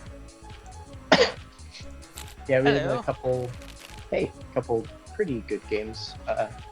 We were both bricked up pretty hard at the beginning of both, but in one I was able to unbrick first, and in the second he was able to unbrick first. So. Oh well, it sounds alright though. Yeah. What did you think of the matchup then? Like, because again, on paper that seems pretty hard for you, right? Yeah, it was challenging. I guess I'm not sure exactly like how consistent his deck is, but I guess it should be pretty consistent. Um, this? 1, 2, 3. Magneton was pretty spooky against Orbis, Oh yeah. especially since he could tutor boost energy. That's pretty cool. Yeah. Little combo. Oh, Or yeah. being able to tutor for boost can put you in can make some nasty situations. Yeah. Shoot a double rainbow in this deck as well to get the Magneton to attack. Yeah, I like this list a lot. Yeah, double rainbow Magneton plus a boost, I think is the knockout, right? Yeah, that would do 80. The only Just thing by I'm not sure itself. about is fastball. It doesn't look like a fastball deck to me, to be I- quite honest. That is the only thing. I can see why he would play it, because I mean your alternative is like Elm, right? Elm or Friend Ball, but because it's And- Magnet Cat, I can probably afford to run Friend Ball. But Friend Ball doesn't really work very well at getting your actual attackers, though, is the only problem. Because who the hell is running Dark outside of exactly Magma, right? Which you are weak to and probably Well, don't win against I don't know, anyway. the people running the main deck because Menetrix Dark. I but suppose. Me. I do have a Shifty deck. I wish I had the boosts, but Yeah, I mean that's fair, but that's the mirror match at that point, which Friend Ball is always going to be good in a mirror match. hang on, I'll grab out my version of this so we can have a comparison. Sure. So you played Gorbis with Bennett today then, huh? Yep. Uh, Put it together. how'd you like it? If I go grab the deck, if I can grab the deck real quick. I've been having some issues getting stuff in the middle here, but I think it's because other things are getting spread and whatnot. I'm getting a bit lag spiked today, Someone but do the honors, please, yeah, I so can. we don't annoy Matt with uneven spreading. wasn't sorted. Yeah, it was pretty good. Got a ton of value from, what is it, Shadow Steel off Yeah. the Baynet in that You- matchup, but Yep. against Yeah, against four Swampert matchup, Shadow and- Steel would murder things. I saw Swampert and like Ray Lantern. I don't know what you want to call that deck. I don't think that one was Team really Aqua, done anything. Team Aqua Rayquaza. That works. This one up here. Yeah, I got resistance matched up, and I can't really do much about that. Mhm. Rayquaza's in there to cover that kind of matchup specifically. This is why you play Crystal Shard, people. Or Yeah. Ditto. You can run Ditto in that deck. I Were you not guess. playing either? No, so I think, I mean, okay, I will say this is another reason why I do say the quote-unquote meta decks of the time weren't always super refined on the stuff with it. I probably didn't even think on that matchup, because let's face it, there's one Ray in Blaziken usually, and you can probably play around it most of the time. This deck was more or less, as much as we could, taken off of the Rocky Beach deck from the World Championship 2004 stuff, because that one's like public known, right? Because it was released as the special deck for being top 4 and whatnot. So this one is actually fairly close to what was actually played at the tournament at the time. So it's a bit teched out on places, because you do see like Wobbuffet is in here, which is almost kind of strange in some ways, but the Regice is supposed to be Suicune, but nobody pulled Suicune, so you know, you kind of gotta make do. But Also down one cat, and I believe down one potion, because I didn't really think that one heal 20 would be that relevant, honestly. That sounds like a hard meta call, I'm gonna be honest. It was always meant to fix some damage math. I'm not sure what, but something. Even though I had to muck up Magma a bit, but no, it wouldn't have been Magma because no one prepped for Magma in that tournament. Exactly. But you can sort of see what I mean with the stuff here. Like, your one tech against something like Rayquaza is Wobbuffet, right? And Wobbs is not super amazing against it, really. Especially not because it just kind of gets mollywopped by everything else in that deck instead, so it's just... Yeah, it just forced me to forced me to find forced me to retreat it, basically. Mm-hmm. And yeah, so it's like, obviously it's teched for slightly different stuff. I mean, who the hell would be playing this kind of deck in the time? It's very good. Don't get me wrong. I love the way this has been played out, but this is not exactly the sort of thing that would have been seen at the time, right? So, you know, I can't. This is not a historical deck at all. So even the Aqua decks at the time didn't run anything like this. They ran Kyogres and stuff. Mm-hmm. So like, I can't fault like losing to the resistance bit off it, but it does kind of go to show that not everything that was played at the time was particularly well like set up for, like, you know, all the matchups you would hope for, because Ray does happen in Blaze in its own right, so it's not as if it wasn't on the radar, right? This looks like a deliberate choice not to tech for Rayquaza in this deck, and that is if we were like trying to make this more well-rounded, we would probably include a tech for that, like the Ditto that you mentioned, or even just Crystal Shard to get around resistance. Isn't there a stadium that would also help with this? Yeah, for the Swampert EX and I guess Wobbuffet specifically, Magnetic Storm would help. Yeah, that was put in Hidden Legends itself. Makes fighting and psychic types not hit for resistance. That is another thing actually looking at this. There is no counter stadium. Yep. The idea is that you don't generally bring Swampert EX out until it's actually like really needed, because the Water Call is just pretty good in general for the other one, right? So it's not like the best attacker ever, but it auto sleeps, which is very disruptive still, so you generally don't play the EX until it's actually necessary. So if the opponent plays Desert Ruins, you probably just don't play the EX unless you are swinging for 100 that turn, right? Well, the way I was going for it is I was aiming to knock out a Chinchou turn 2, then he confused it with a Heads Reversal and Heads Confuse Ray, and then my switch was prized because I tried to Oracle that out. Ah. And Yeah, that was a dirty play. I was planning on just disrupting you for a bit and trying to buy time to get a Ray going, but I confused you instead. Because I was just trying to get this stuck in the active for a while, I'll be honest. so I started building up regular Swampert behind the lines, and then Rayquaza started being a problem because I was only hitting it for 20 a turn with sleep. Yeah. Eventually I find my walk point, and I guess you probably would have needed to get Delcatty in for that then. Which is a big risk, I understand, but especially once I get my engine going, I can just Oko Cat. yeah, if you bring it out though.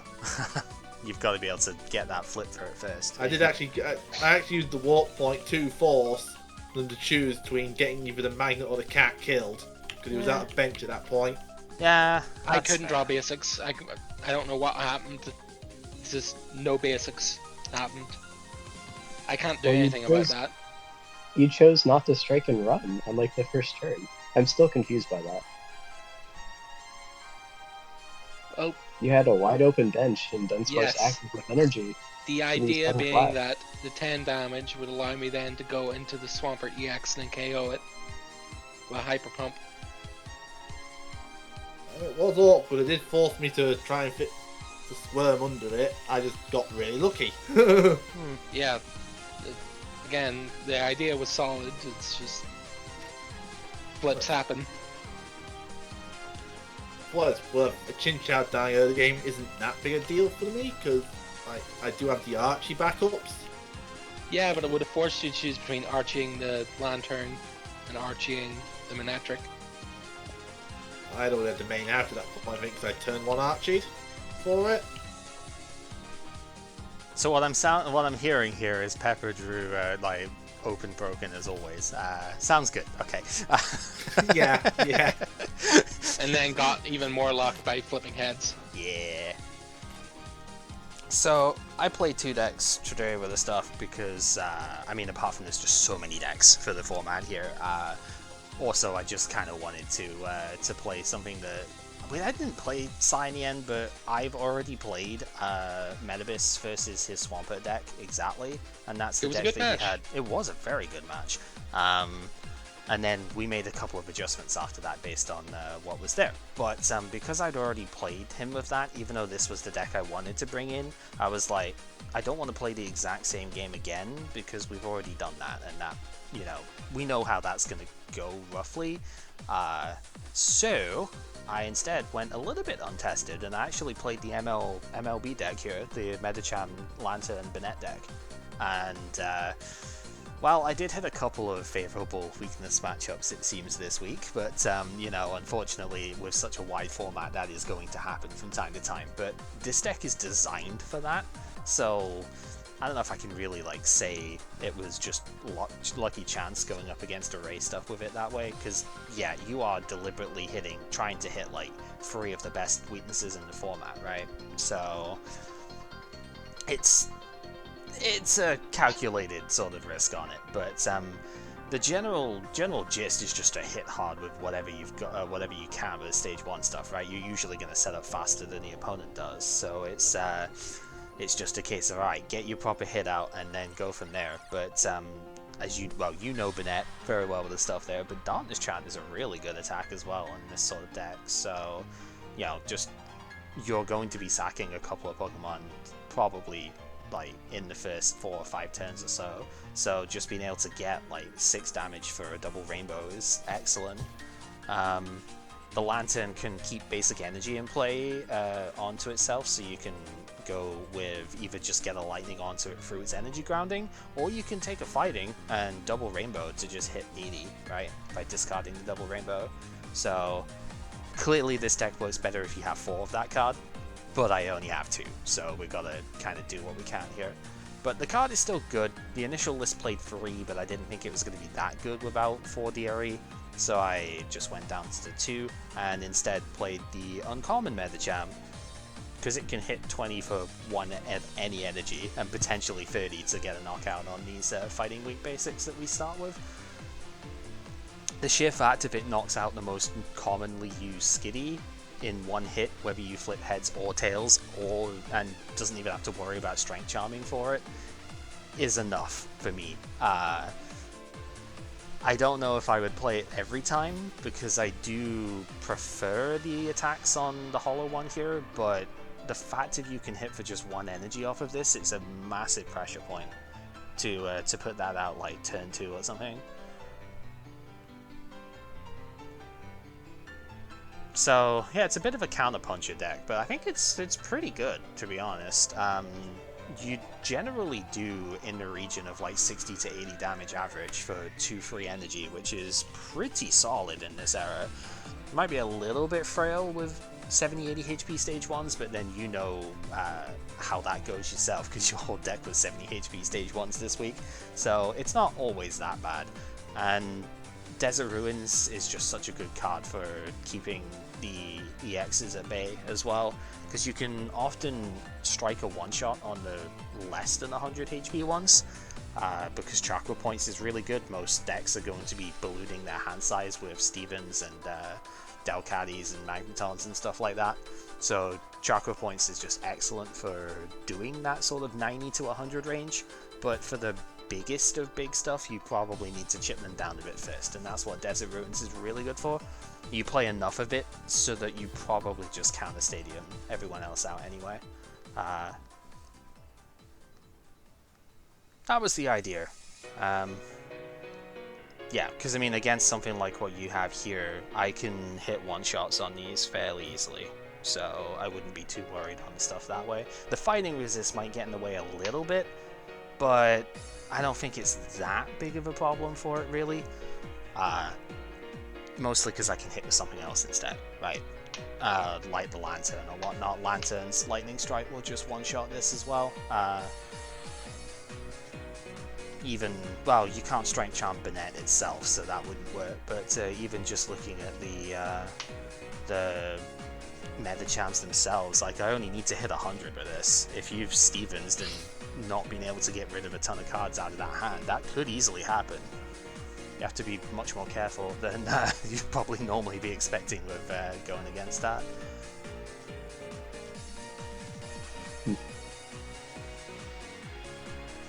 And like, even then, even if I don't get knockout on it, careful management of the special energy makes Shadow Steel not necessarily just one shot straight back, right? And Darkness Chant doesn't actually do physical damage, so it doesn't knock out Metacham in one hit. And if I don't kill you in one shot, Meditate probably ensures that I kill in two. So I think it'd be an interesting matchup, but yeah, I don't know. There's it can go either way with this stuff, with that, I think, because you could easily just say, well, if I get my energy, if I lose an energy early, then Shadow Steel just does way too much as well, right? So works both ways. But then that's kind of the fun with a lot of this format, is a lot of these decks kind of can go toe-to-toe in their own aspect. Like the other one I played here, you were interested in the Metagross deck. I kind of did have a much more favourable matchup on this one than I probably should have, but it was I was running the Ment's Wall Rain experiment. It loses to metal really badly. Low damage plus weakness to metal. Not good. It sure did. Didn't help that I got a squared attack on like turn 3 for 90 damage on the supplements. So, oops. But this is more of an adapted list for it from me. There's so many different ways that you can build with this. I've seen a lot of decks just using the Dunsparce instead of the Jirachi. I adore this Jirachi. It is so strong in here.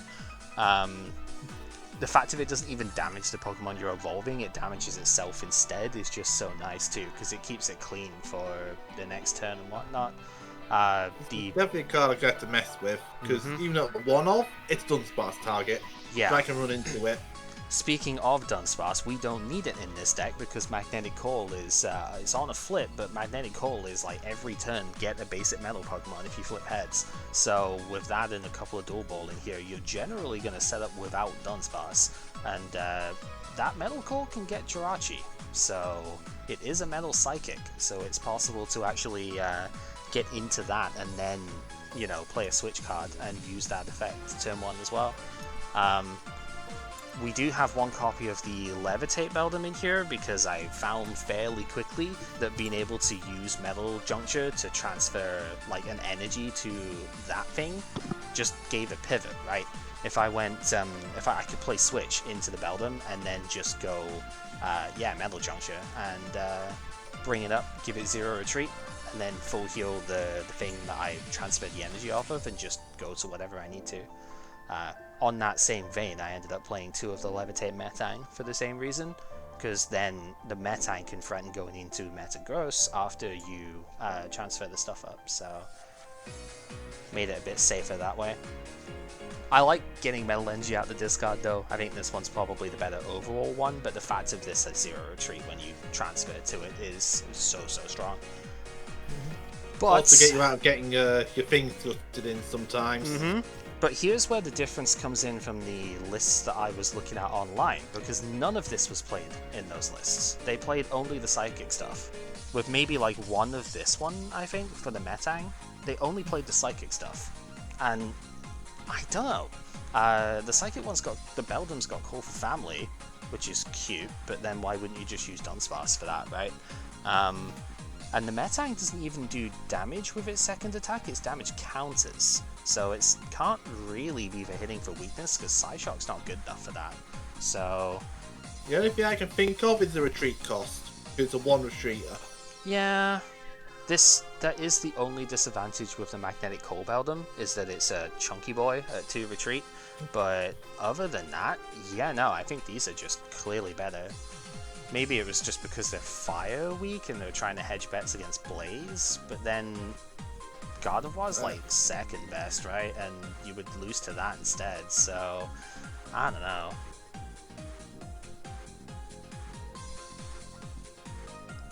And then the last mon in here is Registeel, because he's a butt. There's not much else to say for it.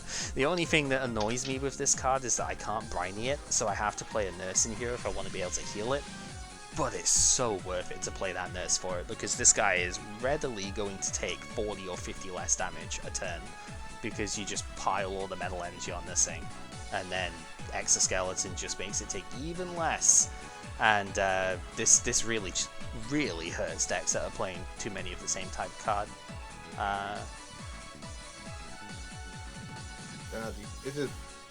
If you're not running fire, how do you shift it? Because it's even 90 HP, so you can't chip it with Desert Ruins, which we're playing because none of our cards get hit by it. So 5 energy, hyper pump, 2 shots it, but yeah, 2 shots it. I mean, it does not like taking that damage. That's true. But like, simultaneously... 2 shots the best you can hope for in a non-weakness deck. Yeah. This is another deck that's a little bit hurt by the fact that I only have 2 double rainbow, but it's not hurt as badly. It's mostly I just have to be more careful about where I put psychics, just so I don't end up discarding a bunch of those or just returning like 2 free psychics, and Gorbis doesn't do enough at that point. But actually, yeah. There's a point. If it only has 2 metal energy on it, Raichu still kills it. That's true. Yeah, gotta be careful about that.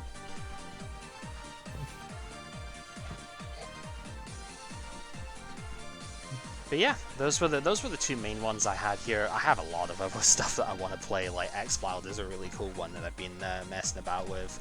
I have various Sceptile builds that I've been trying to do, but just haven't had the time to like finish those off yet. But there's a lot of dumb stuff that I want to do with Sceptile. If you're talking with Leo, tell him to watch out for that X-Wild matchup, because it is a nightmare for Nuzleaf.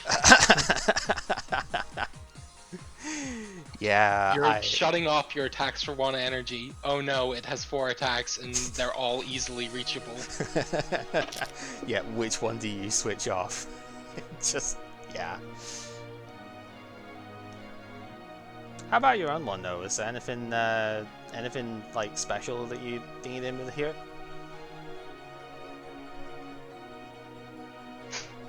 Who are you talking to? With you, because I think we've already gone over our stuff here. Oh, sure. Sorry, can you repeat that? Like, I mean, I know he was just like looking at wanting to play the Gorbis here. Was there anything particularly like special or fancy for stuff you'd look at in this one? Like I'm seeing the Shop It here is the different one to what I played. Yeah, I honestly just threw it together. Probably the 50 health is better. Glad I could inspire you.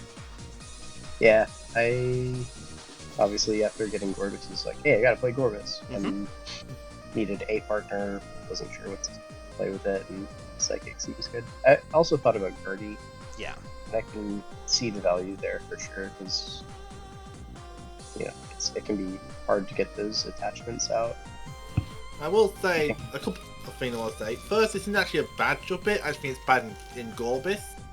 Jirachi is actually a pretty good attack, I think, for the right deck. Second is, you don't have to actually have a Psychic partner. I think one of the better partners for this might actually be Machamp, using double rainbow energy. I could see it. Because that covers your weakness matchup. It covers against the electrics. And it has a good 2 energy hit, and it helps against the X decks.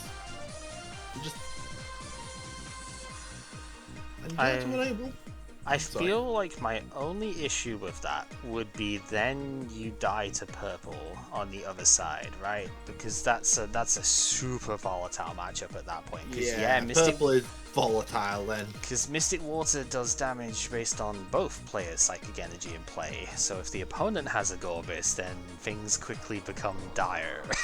And it's just who gets the 1-shots first. Which Machamp does not help with because it's weak to purple. Yeah. It might be room for a third partner there, but it might be a basic, and I'm not sure what basic you'd throw in. That would help in that local situation. meta, it doesn't seem like Psychic is really important, so... Well, I mean, I literally just played a Psychic deck today, right? So... I think, Oh, true. and Gardevoir would exist if it was all in one person's hands. It's a bit scattered at the moment. We need to sort that out. One of the things I was thinking about making a deck for is... Oh god, this is slow. Sorry. Yeah. This bad boy right here. Yeah, this guy is cool. Because this seems like it would be pretty well positioned against, both Gorbis and Magma deck stuff, right? Which we do have available, one of us is big on the Gorbis, one of us can be big on the Magma. I just wanted to play other stuff today because I played that last week. We'll probably see Magma next week though, whether it's from you, Matt, or from me. We'll probably at least see it next week because the deck is cool. It's just it's got no real weakness matchup either because metal decks run metal energies, which sets off Ice Wall. That it's after weakness and resistance, but it's still taking a chunk off because most metal attackers aren't that strong. I just want to put a slight caveat on that. If I flip 2 heads with squared attack, I still kill this thing. Fair. Yeah. I only need to hit 60. Okay, this one looks painful. It's Gen 4 frames, so it's going to be a bit stronger. Intimidation Pebble. Such a silly. Yeah, it's kind of annoying, isn't it? I'll probably do some work. I do think it has the numbers. It has the numbers, and I'm not sure what shell it would go in. Which is funny considering it is basically a shell in the first place. No, I like the idea with this though. It's just straightforward. Same thing as with my my Lantern like Metacham stuff, right? It's just straightforward. Get stage 1 out, hit with stage 1. Doesn't take tons of energy to do it. It's neat. Like that is generally one of the things this Gorbis does pretty well, right? Is just hit pretty decently for not a lot of investment. Yeah. I guess it kind of suffered in the late game in the second game where I missed a bunch of energy at the beginning. Gorbis was kind of bad, and at that point, Bayonet was my only option, and I'm playing against Dark. But I guess if it wasn't against Dark, okay. Yeah, it's an intriguing matchup versus Dark, isn't it? Because you do get the resistance against you, but they have so many specials in the discard. If you can get one thing away, Shadow Steel can quickly get out of hand, can't it? Yeah, he was good about keeping energy out of the discard. For the second game, at least, I think he certainly could have been attaching more, and probably should have been. I think he had basic energy that he could have been playing with for it. Right. Again, there's the comparison between our lists. Because I would like to run boost energy, but I don't have it. Yeah, that's been... I mean, I say that's been the unfortunate bit. Sai had, 1 boost and 1 double rainbow, and as part of... I think it ended up being not quite part of the Swampert trade, but as, part of getting to that, I ended up acquiring those for the decks I've been using, because I was like, man, these are really cool, but it's only having one of these is hurting a lot in against even just playing against Magma that I had. Is I have so many cool things here that are just getting hampered by the fact that I have one of these cards, and it's really annoying, Having 2 here really does help. I don't actually think I played 1 today because I didn't see it, but I did see all of my mental energy, so I guess I can't complain. But no, just having access to 2 instead of 1 double rainbow is such a game changer for so many of the decks. You could probably still play this deck with 2 if you put a 15th energy in instead. I think it's did a couple of multi in anyway, to be honest. I don't think I'd like my main attacker completely reliant on a 4 of special energy. I would probably put a couple of multi in here. Yeah, I guess I could see that. Multi and Gorbis Bayonet? I think Yeah. I think the reasoning really is that multi still provides the psychic for the bonus damage, but it means you don't have to draw double rainbow energy exactly to attack with Gorbis. Yep, that's it. I think Yeah, you would want can to see try that. and put that in as additional energy from here, though. I would not want to cut Psychic for that here, because you're already mentioning you had some energy issues. I would probably look to go +1 or even 2 energy in here somewhere.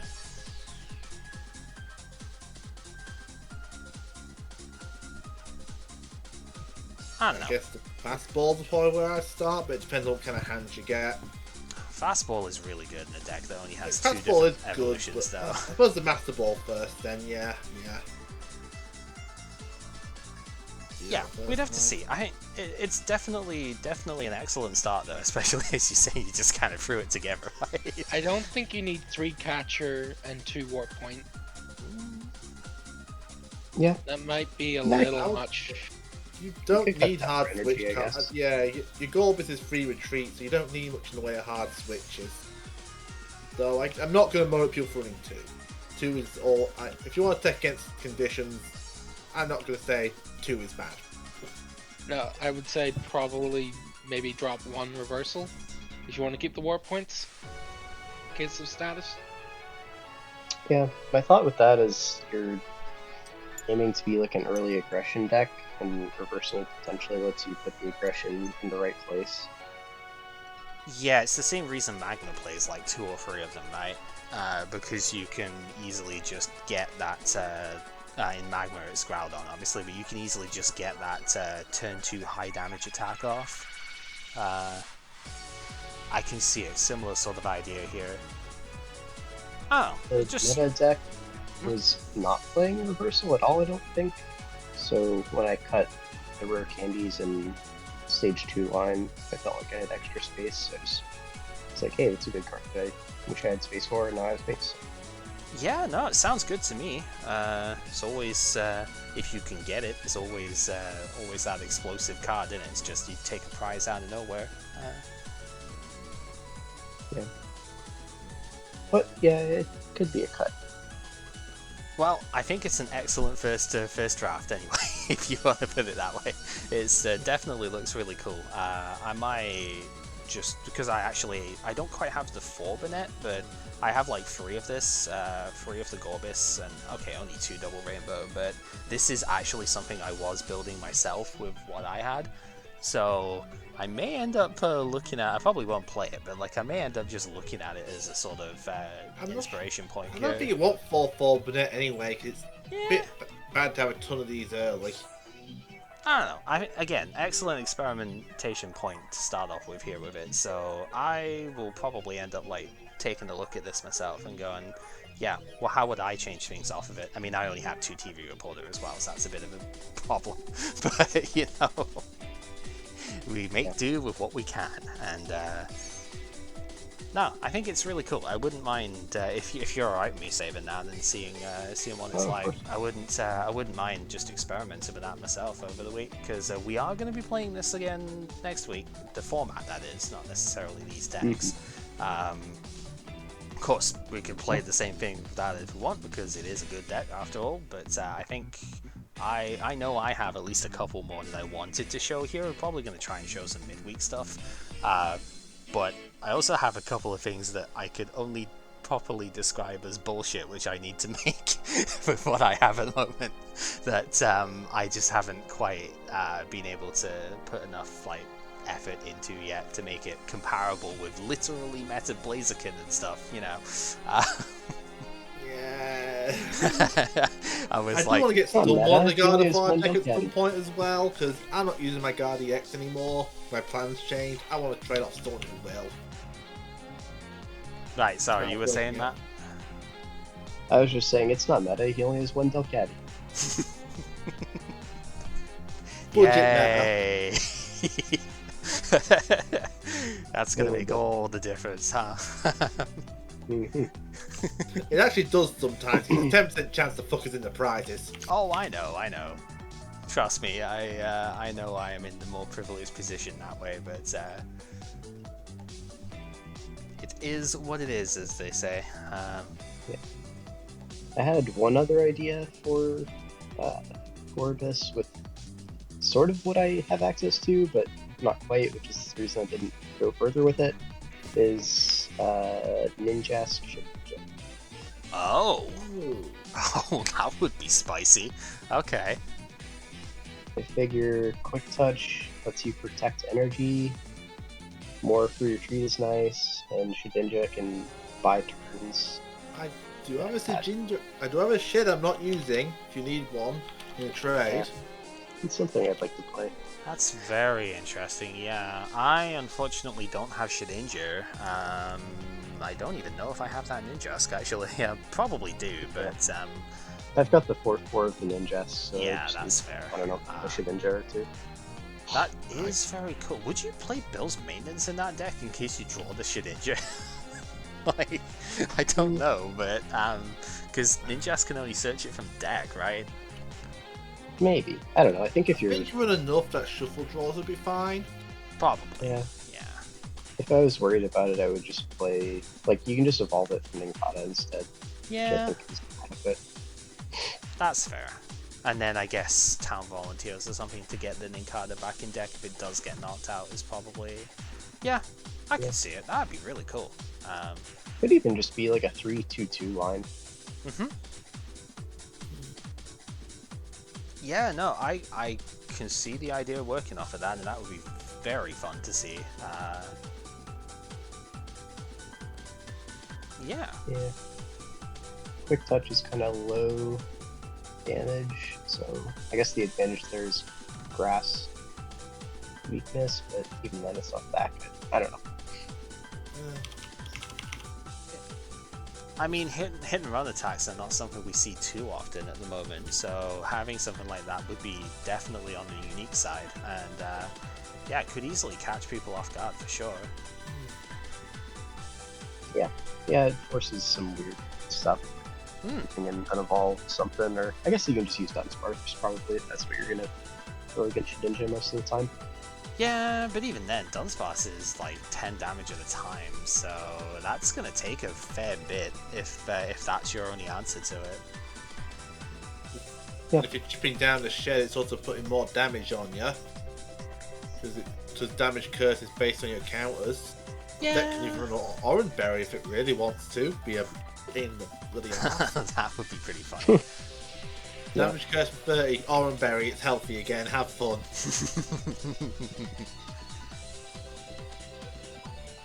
Actually, you need to look at the math for... Oh yeah, but it would depend on paralyzed Yes. flips. Like Groudon and Zangoose would be pretty brutal. Like Shedinja wouldn't really have a purpose against that deck, but Yeah, Magma just eats Shed alive, I think. Magma would be tough, but then you, at the very least, Ninjas can hit for weakness, so I know it's not a lot of damage if you're using Double Rainbow on it, but at the very 60 least... off at that point, so you 2-hit KO it and you're safe on the bench. So... Yeah, it's only 40 if you Double Rainbow it though, so I don't know how... You'd probably just have to play normal Psychics on it. it'd be 50. Because it'll double and then remove 10. No, Double Rainbow is before this. Yeah, there was like an believe, errata on Double Rainbow. Uh-huh. Oh, there was? Yeah. Okay. Leo and I were just playing it as written.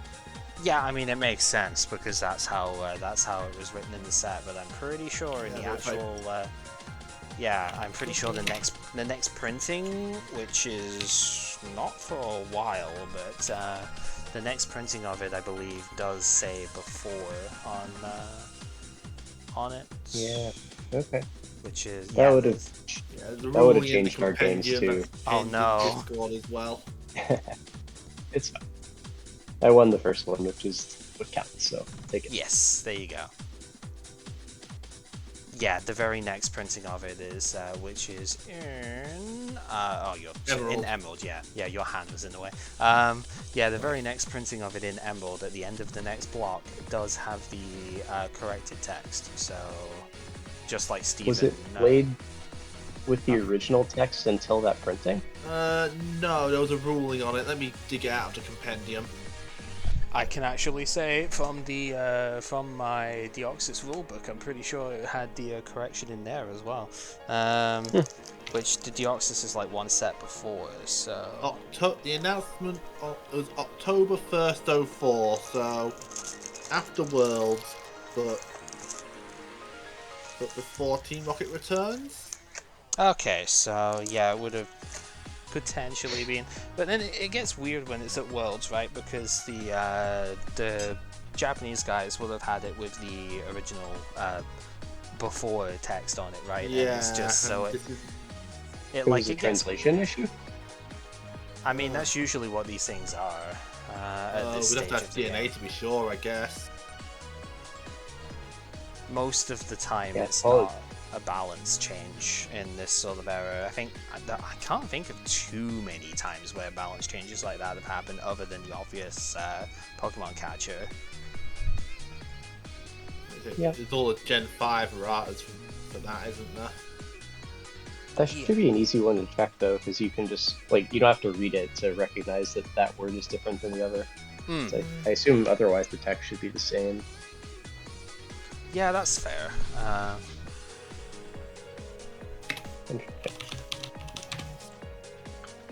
But yeah, I think that about wraps it up with the stuff here. I know we didn't get to play this week, Matt, but we'll probably rectify that next time, I'm sure. Yeah, we can make a point of it. So, it was cool with the stuff today, though. I mean, I really like this Metagross deck. I just love the inherent synergy with everything here. The only thing that I don't like about it is just that it's a bit flippy, right? But I mean, you've got an inherent searcher with Beldum that you don't need to play Dunsparce because of. You've got the inherent Jirachi that you could search with the Beldum to get your evolution stuff going. There's a lot of pivot potential in here, like Gorbis is Zero Retreat. You've got Levitate Mons in here. I actually didn't even realize Gorbis was Zero Retreat until it got pointed out to me. His card is insane, but like, it covers the matchup, right? That's what you want, because this thing's weak to fire and you just cover that perfectly. I think the only thing that I have an issue with attacker wise is lightning, because lightning resists metal and also is volatile versus Gorbis, right?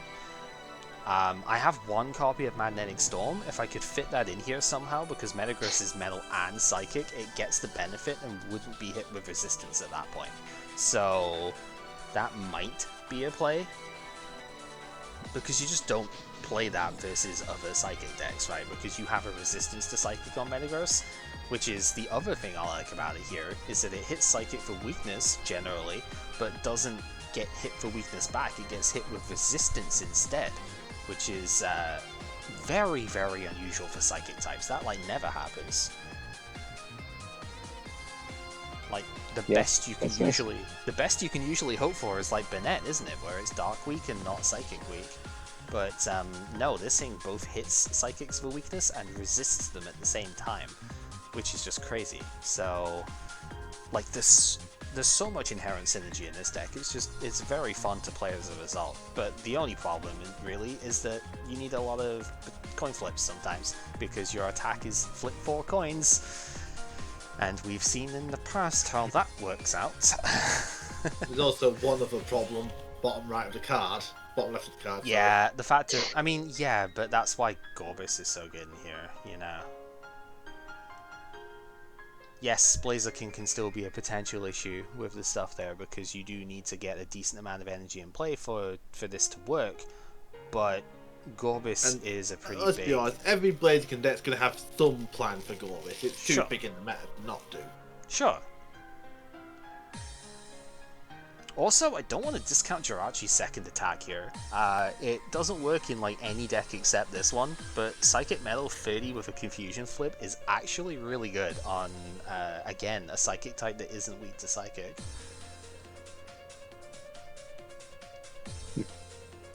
Because you're generally going, because you can't double Rainbow at Jirachi, you're generally going to be having an actual metal energy on there to reduce damage it would take as well. And 70 HP as well. Damn, that's a supporting base, that's really good. you can see why I wanted to try and play this instead of the Dunsparce in this list at this point. It's just like, it just fits everything so well. And it makes it so that you don't even need to play Red Candy in this deck.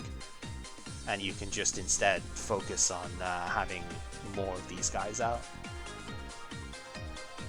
I wonder if it's worth running multis for it in God of War. Maybe.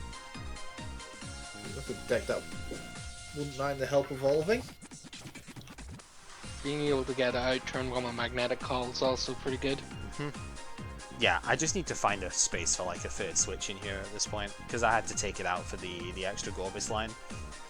Initially I only had 2 Gorbis, and then those last second trades that we were doing here gave us the third one. I was like, well, I kind of need to fit that in now. And yeah, I took out the dual ball and the switch. I'm not sure if I'm happy with that, but I've been liking dual ball in this format in general. Just like, yes, Dunsparce is a thing, but if you don't start Dunsparce and you don't have a basic searcher in your stuff, then you are hosed, right? So I feel like you need to have some way of at least getting to your start, even if you don't like lead with the Dunsparce. Or in this case, it's getting the Beldum so that you can try and get all the rest of your stuff out. Registeel might also be a little too cute in here. As much as I have liked it when it's come up, there's a couple of liabilities it creates in here. The first one is that it can't be Mr. Brineed, so I'm having to play a Pokemon this so I can actually heal this guy. It's worth healing this guy, so it's a tough one with that. If I took this out, I could just play the third Briny instead, and this would probably be a lot stronger. But when this comes up, it's so oppressively good that it's hard to drop it, right?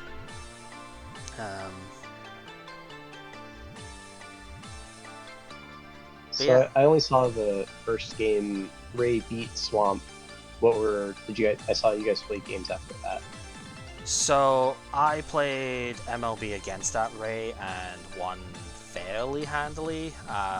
Desert Ruin is obviously held against a Ray, but I have a fighting type. A lot of this is weak to fighting, so that helps a lot, right? I couldn't find my one counter stadium either, it just didn't want to come out of the deck. And even if he did, I had the other one in hand, so, you know, that wasn't going anywhere. And yeah, unfortunately, it was weakness against because of the Metagross being the only thing that hits Walrein for weakness. And yeah, I kind of got a turn 3 squared attack for 90 damage on the Salamence. Right. And now I've won my Bagon prize, just to rub it in. So, yeah, that kind of hurt a lot. This is where the Registeel ended up being really good, because, I mean, you weren't really going to get Dragon Claw. You had potential for it, but you weren't really going to do Dragon Claw when I hit you for 90 before you got it going. So it was a case of, well, Registeel just kind of seals everything up here, because I chipped the Dunsparce for 30 with Metal Claw from the Metang on like turn 2. So Steel Wave cleaned that up. Didn't hit the Salamence because Agility was flipped, but it hits Delcatty on the bench as well at that point. So it's pressuring like everything that's set up there. And then everything else is just water, which water is weak to metal. Unfortunately, not much you can do with that matchup, but Cool. But it's been interesting, because like I think you could probably end up running something similar with this as well, the Metagross stuff, based on what I've seen from you. But it's mostly interesting because until exactly seeing your draft, nobody else was going to be able to do this. I had to trade quite a bit to get into this, but I was just kind of like the Gardevoir. I just wanted to see if it could work, because it reads pretty well, right? And it's just like, this is very different from what we've seen so far, and I wanted to see it because it looked cool. So Yeah. I kind of did go in. Also, I nat pulled 2 of the Jirachi, so I was like, I have to be able to try this. Like, I don't care if it costs me a decent bit to do. I have to get this somehow. This might get slightly better later on with the Psychic Metagross that comes out, right? And you can accelerate from the discard, I think it's the next one. So that could be pretty cool as well. Might revisit this at some point. Did I end up trading you a Jirachi, Kyle? No, you did not. So I have 2 then. Yeah, because I pulled 2 and I've gotten the 1 from the deck as well. So, yeah, I didn't deem it necessary to go for a fourth one in here at the time. Maybe that's a wrong choice, I don't know, but I feel like it's fine with what we have here, but maybe a fourth, like, to start with it I think better. I'd probably go for a Dunsparce for a fourth Jirachi. Maybe. Yeah, unfortunately, that guy was the big one that we missed here. Dude, this would have been so nasty. Yeah, I couldn't play Desert Ruins in this, but I'd probably just play, maybe, I know Magnetic Storm, I'd probably play, like, Ancient Tomb or something as well. But yeah, Metagross CX would have been absolutely insane in here. Yeah, I was gonna say, that's such a shame. I was, That's the other I was gonna try Another- to snap that up, but Oh, if it was available, I would have already had this. I was really Yeah, hoping that- to pull it. that checks out. But yeah, this card is just, it's like the Salamence, but on the attack instead, right? And you just do 40 with that attack every time too. It's ludicrously strong.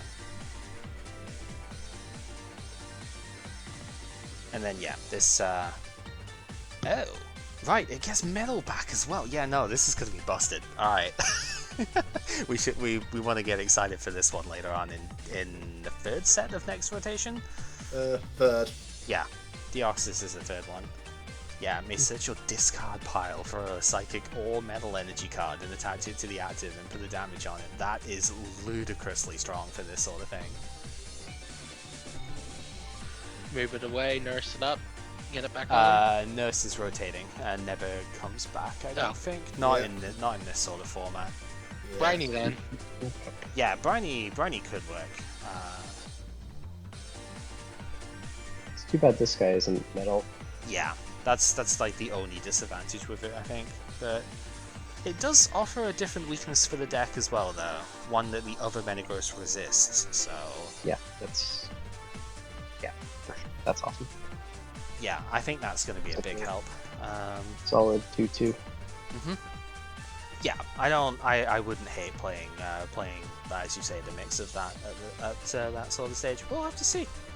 Anyway, cool discussion on the stuff. I really like both of the decks you guys bought this week. I think they've both been very cool to see. Yeah. I think the Gorbis was always going to be a big hit this week, and I'm glad that it's at least gone to show a little bit. Not so much on stream because I didn't attack with it in the end, but I did have it out, and it was like around to threaten. I didn't need to, right? Because I was just like, here, have a Registeel with 4 metal energy in the active. What are you going to do about it? Yeah. Absolutely nothing, that's what. But yeah, like Gorbis is super cool, and I'm glad that like you've gotten a good use out of it here. We'll see more of it next week for sure. And probably midweek, because I will be building with it as well. Anyhow, I'm gonna go. I think I'm tired and stuff. Yeah, and I need to get food. See ya. Yep. But yeah, thank you for being around with this stuff. I'm glad at least you're able to play after last week's stuff. I hope you get the computer stuff sorted out. Yeah, thanks. I ordered the new laptop today, so it'll probably Hell be a good 10 days before it's here. But Okay. Well, at least you're able to do stuff today with it. That's the main thing, really. yeah, my wallet is sad, but my heart is happy. My wallet is also sad, don't worry about it too much. I had to buy heating oil and it was £1,002 for 800 litres. Heating what? Oh, like for It's oil boiler for hot water and heating the house. you buy oil and then you put it in the I heater. buy oil and it goes into a tank. And then That's odd. feeds I've the never boil. heard of. It's more of a UK thing, Yeah, I guess it must be. but oh boy, the prices are insane right now. Yeah.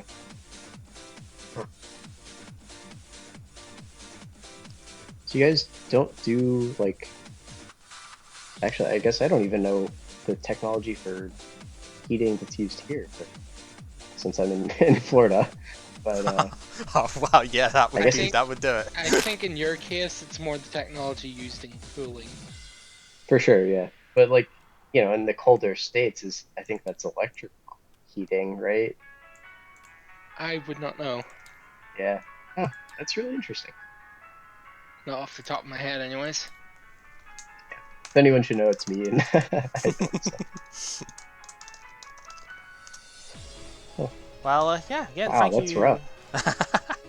Yeah, these things can be very expensive to get, unfortunately, but hey, such is life. Yeah. How Current long does events are it last? driving oil prices. I've got about 900 liters in the tank, so that'll last me about 5-ish months. Months, jeez, yeah. Oh, $2,000 a year. Well, I guess it's not always cold enough. It's not always this expensive. Yeah. Yeah, that's also the case right now, but that is a thing for off-stream, so Yeah, fair enough. All right. yeah, thank you very See you much later, for everybody. playing. Yep, we'll have games next week and stuff, do not worry. I'm very interested to see how some of this plays out, and see if that crazy idea of yours does come into fruition. That would be very funny. Yeah, we'll see. Yeah. Do you want to grab anything, Cal? Yeah, I'm before I close the room? grabbing Matt and Leo's. I've grabbed Matt, so I'm grabbing Leo's one here as well. I guess I should probably get yours. What have I got in terms of that? Everybody else can see it on stream here as well, because why not? I haven't done the thing yet, but that's fine. Have I got your... I have, but like the old one, because you've now got 2 per DX in there, so I guess I should probably grab that. We'll work on 2 stuff during the EX week. and other Steven's devices Yes. So yeah, I'll grab this one as well then. in there. Handy. Yeah, because we'll work on this stuff as we go, but I'll grab these for now so we can we have a baseline and my own thing as well. So yep, overwrite that, and I think that is it. So there is no draft for today because we are going to play this format again next time round, and we'll make sure that, well, probably you and I will play at least during the week if we don't play the weekend stream stuff, but we'll definitely make sure to play Matt this time, and hopefully Leo as well if we can. But yeah, I mean, it looks like they were having a lot of fun with it though, so definitely seems like a decent matchup. We'll see how that plays out too. But I think this was neat. I wasn't initially intending on playing MLB here, but again, I was looking at it going, if I'm gonna play you, I should probably play a different deck here. But I had to show this off. I am so glad that it works as it did, because this is an awesome deck. It really is. It's a shame we don't have the EX to go with it, but Registeel's a pretty good substitute. Yeah. And also not having the EX means I can play Desert Ruins and out and have like more of an out against the other EXs that are a problem. So I just got bullied by a Rayquaza. yeah, it's unfortunate. I was hitting it every turn, it's just 20s aren't doing it versus something that can throw out up to 160 every turn. Yep, and that's the problem. Ah well. Yep, we'll have a chat later on to play during the week, but for now, thank you very much for watching, and yeah, we'll reconvene soon, play some more, but for now, yeah, take care everyone.